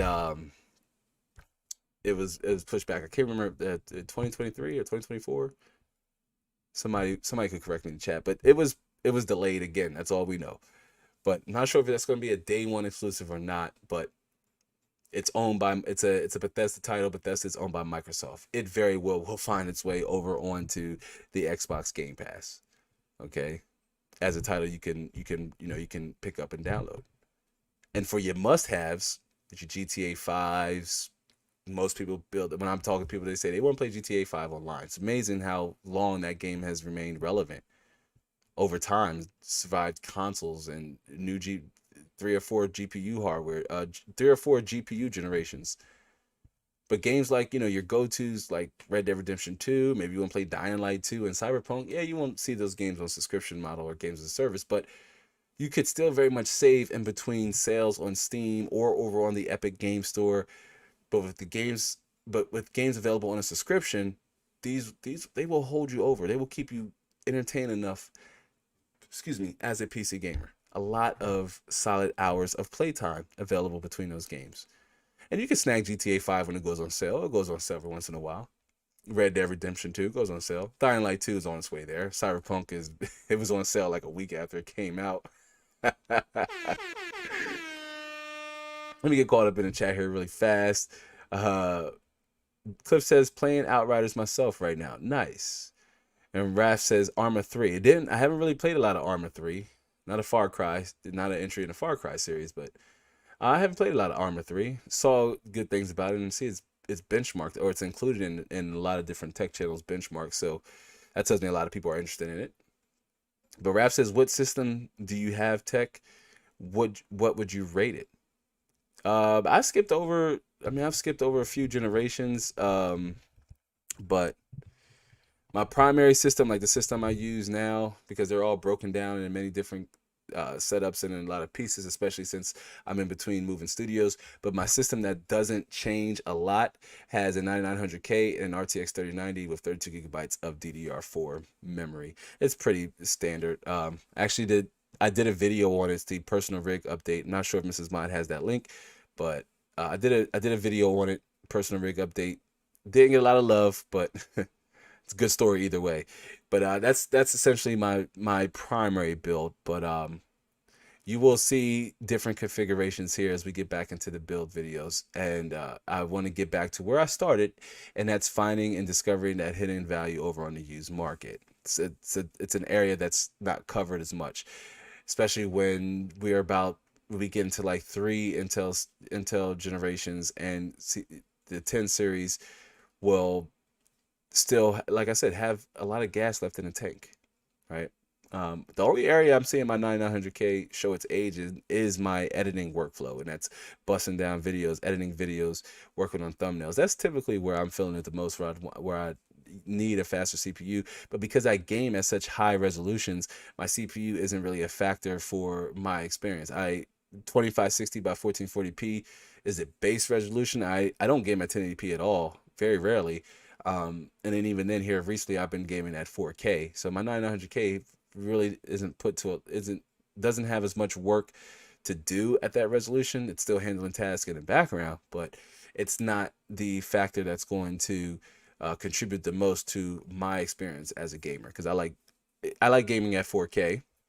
But actually 3440 by 1440p 21 by 9 aspect ratio is my go-to resolution. I see Cliff says, I gotta run, guys. Gotta run errands with my wife. Y'all take care, everyone. Sure enough, Cliff, we will definitely see you at the next at the next live stream. It was good, and thank you for hanging out. To be sure, Cliff, if you haven't yet, hit that like button, fam, if you're still around. We're going to switch back here. So we talk about games as a service and saving money using the subscription model. Don't feel like if you're looking to build a PC, as this tip here, that you're going to have to shell out, hundreds of dollars on just getting some games because you've used up all the money you had to get your actual system. Once it's built or have it sent to you, you might be like, damn, I only got like a couple dollars to get a game. Well, you can sign up for the Xbox Game Pass starting with $1. And for 30 days, have access to over hundreds of games. Games like Minecraft, Halo Infinite, just to even test your Forza Horizon 5, just to test your system to see what it's capable of. And then consider if you want to keep that subscription because Microsoft adds and removes games all the time. Shifter says, what 4K display do you use, Lab? I'm cheating. It's the Asus P.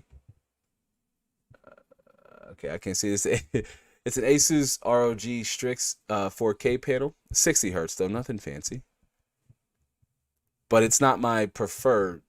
It's not my preferred panel. I just, after we switched, after I had to downsize in my studio, I didn't have space for my ultra wide. But I am an ultra wide fanatic. I would much rather prefer gaming at 3440 by 1440p. That resolution and aspect ratio complements my GPU and the games I play tremendously. Like when I played Metro Exodus, and I think I played Metro Exodus first on a 2080 and then a 2080 Ti, and then I think I beat it. It didn't get a chance to test it on a 3090, but I played it on a 2080 Ti and it was great. It was GoldenEye, and at that aspect ratio is one of the best games I've played on PC. Right? It was detailed, it's suspenseful, and the game itself was good. It was pretty linear, as otherwise advertised as being like an open world RPG. It was pretty linear, but I enjoyed playing Metro Exodus at 3440 by 1440p ultra wide. But yeah, just using the Asus 4K or Asus. It's actually I can't see the. I'm so bad with names, guys. But I'll tell you here in one second, Shifter, simply because you ask and I owe it to my community, because the series number is, oh, it was right there. All right, it's not, and I'm actually making matters worse here by messing things up. But yeah, I mean, again, 4K is okay. It's not. I mean, it's alright. It's very niche. Not a lot of people play at 4K. But I had to go with something that was not as wide, so I just went with, pulling my 4K monitor. I actually did a video on this particular monitor as well. You can find, and scroll down a little bit, you can find it on my most recent playlist. I don't have that video to share or drop in the chat, but I did do a video on it. I reviewed it because I bought it used, and I got it for a really sweet deal. Like I jumped on it as soon as I dropped. As soon as I saw it drop over there on, and I believe I want to say that was Craigslist. Nah, I might be wrong. I mean, watch the video for the story, but it's definitely a good one because I was able to pick it up for a deal and jumped on it and met the person. Boom. But yeah, save money with using the subscription model. Games as a service. You don't have to drop $100 on a game immediately right after you build your system. You can sign up for one of these subscription models that we went over, all the way from the Xbox Game Pass at $10 a month, which you can sign up for $1 and have access to over 100 games. AAA quality games too, not just all indie titles, some AAA quality games over there. Or you can sign up for the Ubisoft Plus and gain access to modern games like Far Cry, Assassin's Creed, Watch Dogs. If you're into Watch Dogs, I didn't really like Legion, but if you liked Legion and you maybe played on the console, and hey, you got a PC, now you can run in a better fidelity and unlock frame rate. Go for it. Sign up for Ubisoft Plus. It costs you $14.99 off the riff.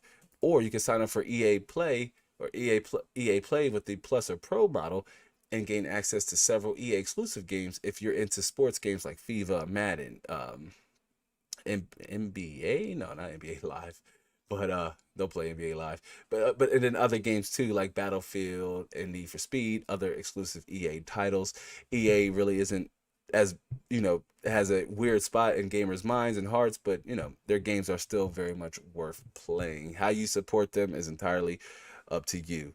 As Shifter says, I agree with you on the ultra wides. Yeah, I know Cliff has a really nice ultra wide. I know he pieced out, but Cliff too is another one who really loves ultra wides, and I want to do more ultra wide content. And at first, early on in content, speaking of content, early on I started off doing a lot of like a lot of ultra wide benchmarks, and then I stopped because I found out that while it's very niche, not a lot of people game at that resolution or that aspect ratio, right? 21:9, and I want to educate PC gamers more at that resolution aspect ratio because I think that the extra peripheral on your left and right really enhances the world building in a game, and it's especially true for open world games like Horizon or Far Cry. Dare I say that I didn't like Far Cry 6, but it looked great in ultra playing it in ultra wide.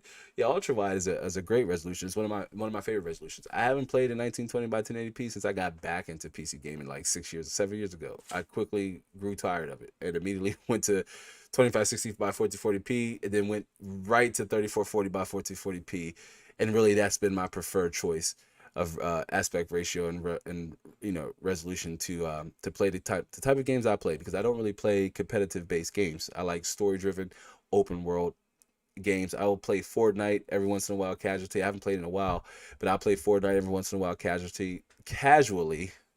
But games like Warzone and Apex, they're just not my kind of shooters. I've benchmarked Warzone, and I'm gonna keep it 100 with y'all. When I've benchmarked Warzone, I'm always like cussing and fussing at something because I'm not the best at it. And so trying to play and get accurate numbers in terms of temperature and FPS, average and mins and 1% lows, it's a little challenging because I'm typically running from the people shooting at me, and I won't really engage in a firefight unless I have to stay alive and keep the benchmark going, not end up in a gulag and get back down and have to go all the way back into the match. Benchmarking multiplayer games is not fun because if you die, it only complicates the metrics, it complicates the benchmarks and almost fudge the numbers because you want them to be consistent. You want the area you test to be consistent, especially if you're testing in between, if you're testing in between resolutions and settings, or if you're testing in between different hardware types, GPU and or CPU both included.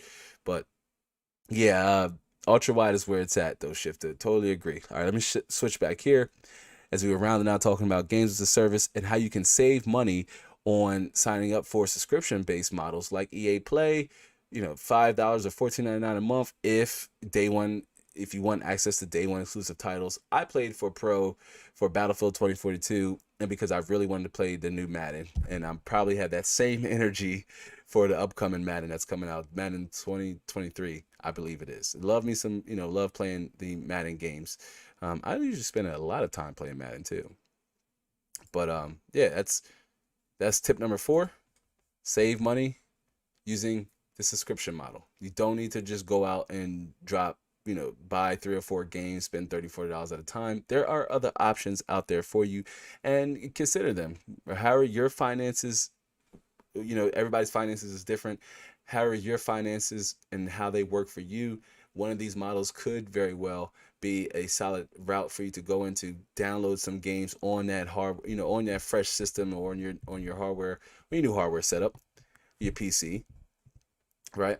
And of course, you can stick to your freebies. Apex Legends, Fortnite, and Warzone, just to name a few, has countless content being added on a regular basis that keeps it feeling fresh and new. If it really feels that way to you is totally subjective. Maybe you don't like playing those games. For example, I don't play Minecraft, but I understand the allure behind it, which sign up for the Xbox Game Pass. Not only will you be able to play Minecraft for starting at $1, because again, you can sign up now for $1. Not only will you be able to play Minecraft for $1, but you'll be also able to play countless other games, AAA titles. Once you get bored with Minecraft, jump into some Fallout 76. Tired of Fallout 76? Build yourself up a Forza 5 career. Get tired of that? Play some Halo Infinite. You have a lot of different options when you're talking about games as a service and saving money using the subscription model. You can always save up for those higher AAA titles that we mentioned, like GTA 5, Red Dead Redemption 2, Dying Light 2, Cyberpunk 2077. If you really want to see what those games are about and you have the necessary hardware to run them, you can also save up in between and pick them up. But all 3 of those subscription models together will run you about 40 USD. Okay. Now, in my opinion, that's not bad because in most scenarios, you're going to pay that amount for one game. What would you rather do? $40 a month to have access to 300 plus games, or $40 or more and buy one or two games that you're likely going to play in between? You still very much could tap on your Apex Legends, your Fortnite, and your Warzones.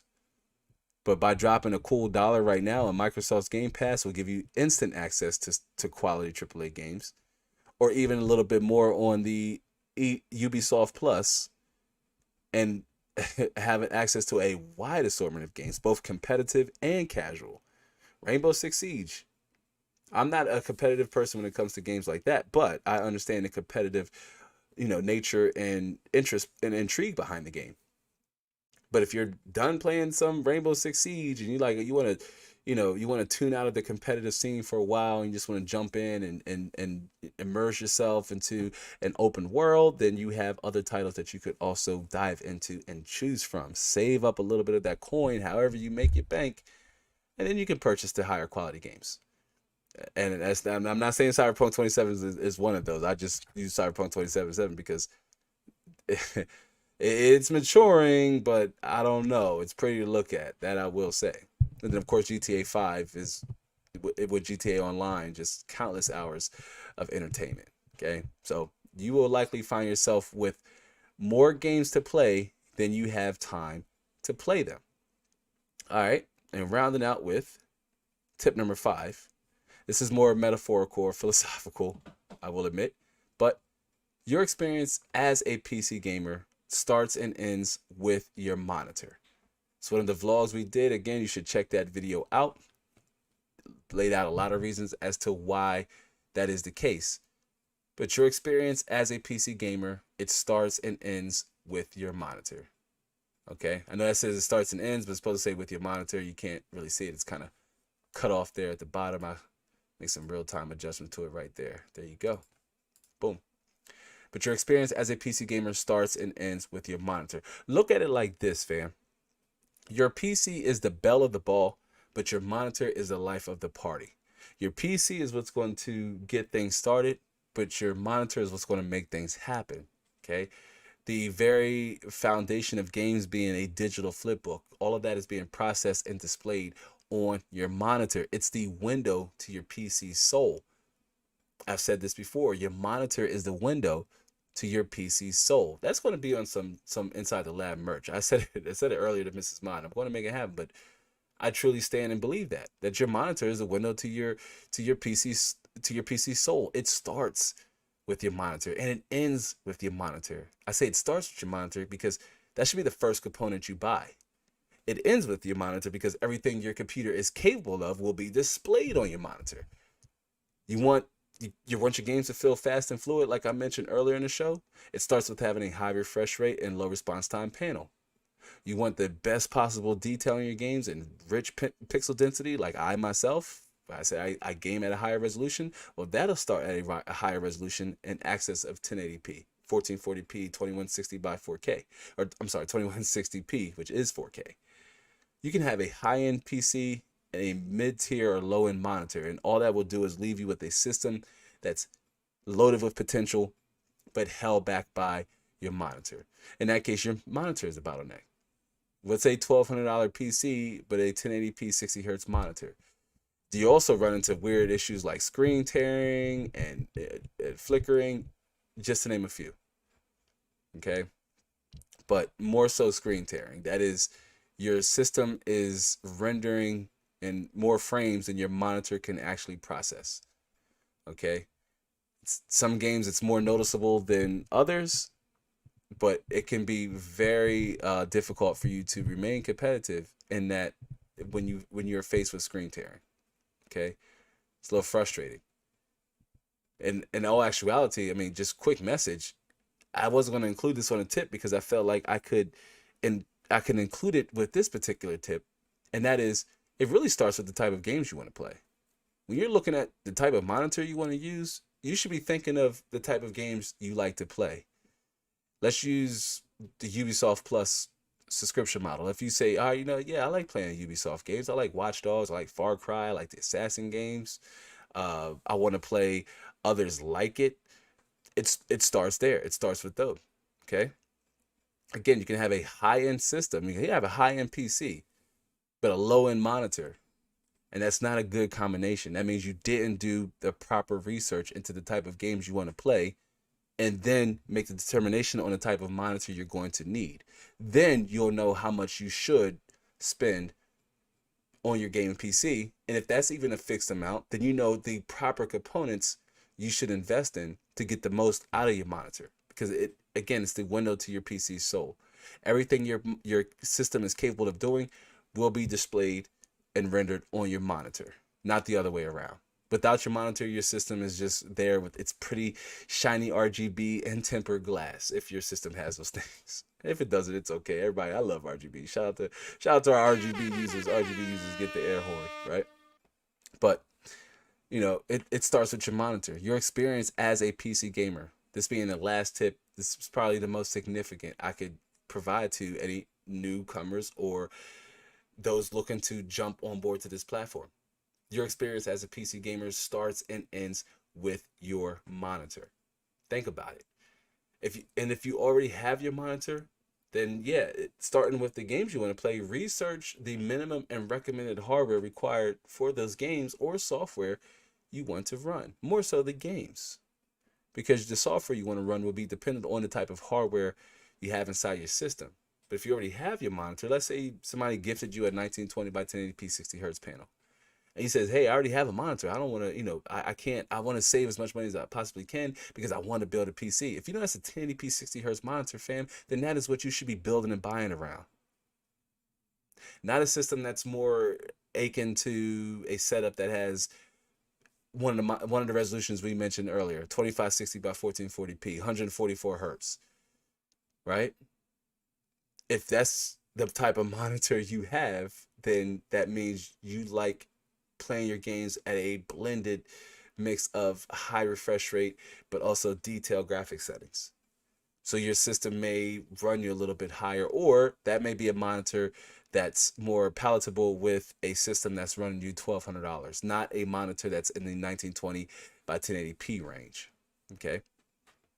But I will say this, if there's one thing you take away from this video or show is this: the hardest step to getting into PC gaming, fam, is getting started. Each of these 5 tips I've outlined with you are meant to give you a much deeper thought into the process of becoming a PC gamer. That is tip number 1, right? Research your motherboard's manual online before buying your motherboard. And if so chance that you're picking up a used one and you're like, hey, I had to jump on this lab, I couldn't wait.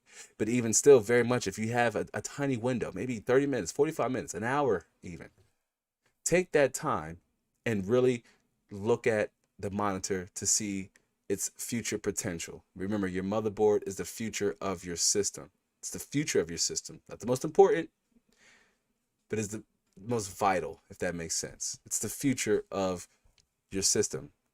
From upgrades, from CPU upgrades to newer generation interfaces, it starts with your motherboard.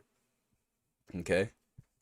Tip number 2, just as important, but learning the process, seeing what it takes to actually build a gaming PC.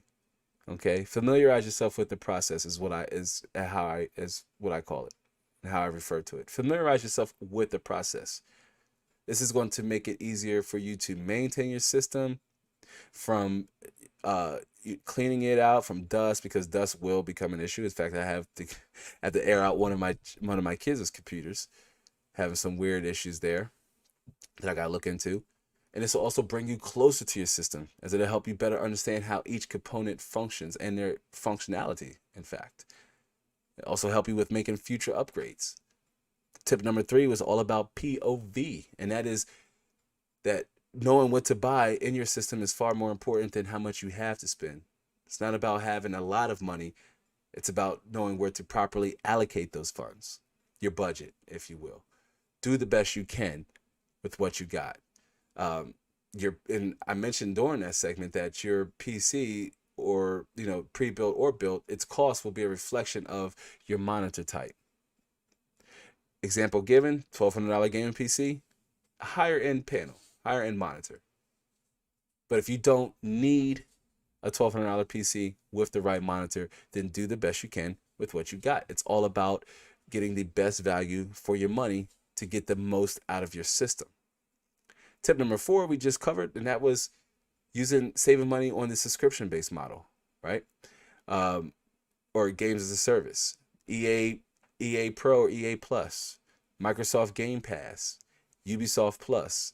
All three you can sign up for all three and have access to over 300 games at any given time, as much as that you could fit on your hard drive or your SSD or your M.2 or your storage in general. As much as you can fill up for $40 a month. It's better value right there than, say, buying 2 or 3 games and not being able to play them, or you get bored with them fast. Maybe you want something else. Over 300 titles to choose from. A lot of different options, fam. And then tip number 5 was your experience as a PC gamer starts and ends with your monitor. It's the window to your PC soul. It's the first component you should buy. I would dive into that a little bit more, but again, I did a video on it. You can find the title right over on my video list, titled "Why This Should Be the First Component You Should Buy." It's well worth a watch. I highly recommend you give it a watch after this live stream. But that's all I got for this one, y'all. I know I kind of ended in a weird place. Normally we have like a little longer, rollout, but I mean, I just about covered it. And I highly recommend you share this video with a friend. Even if you say, you know what, Lab, I've either heard you mention all of these before, or, I'm not quite sure if I get this tip, or, yeah, I didn't think about that, or, yeah, I already did that, or, yeah, I already do that. Share it with a friend. Share it with somebody who you think could help them, or that this information could be beneficial for them. Give it a share. Share it with them. Let's bring as many people over to this platform as possible. Oof. All right, y'all. I think that was it. I just want to do another quick reminder that today's live stream, this episode, is sponsored by the Inside the Lab merch store, where you can find pullover hoodies, premium hoodies, stickers, coffee mugs, cans, long sleeves, all sorts of different swag over there. Support the channel in a really small but big and sufficient way. And of course, you can look good gaming or feel good creating, whichever one you like to do. But we have a little bit of everything for somebody. And one of my personal favorites here, again, really love this hoodie.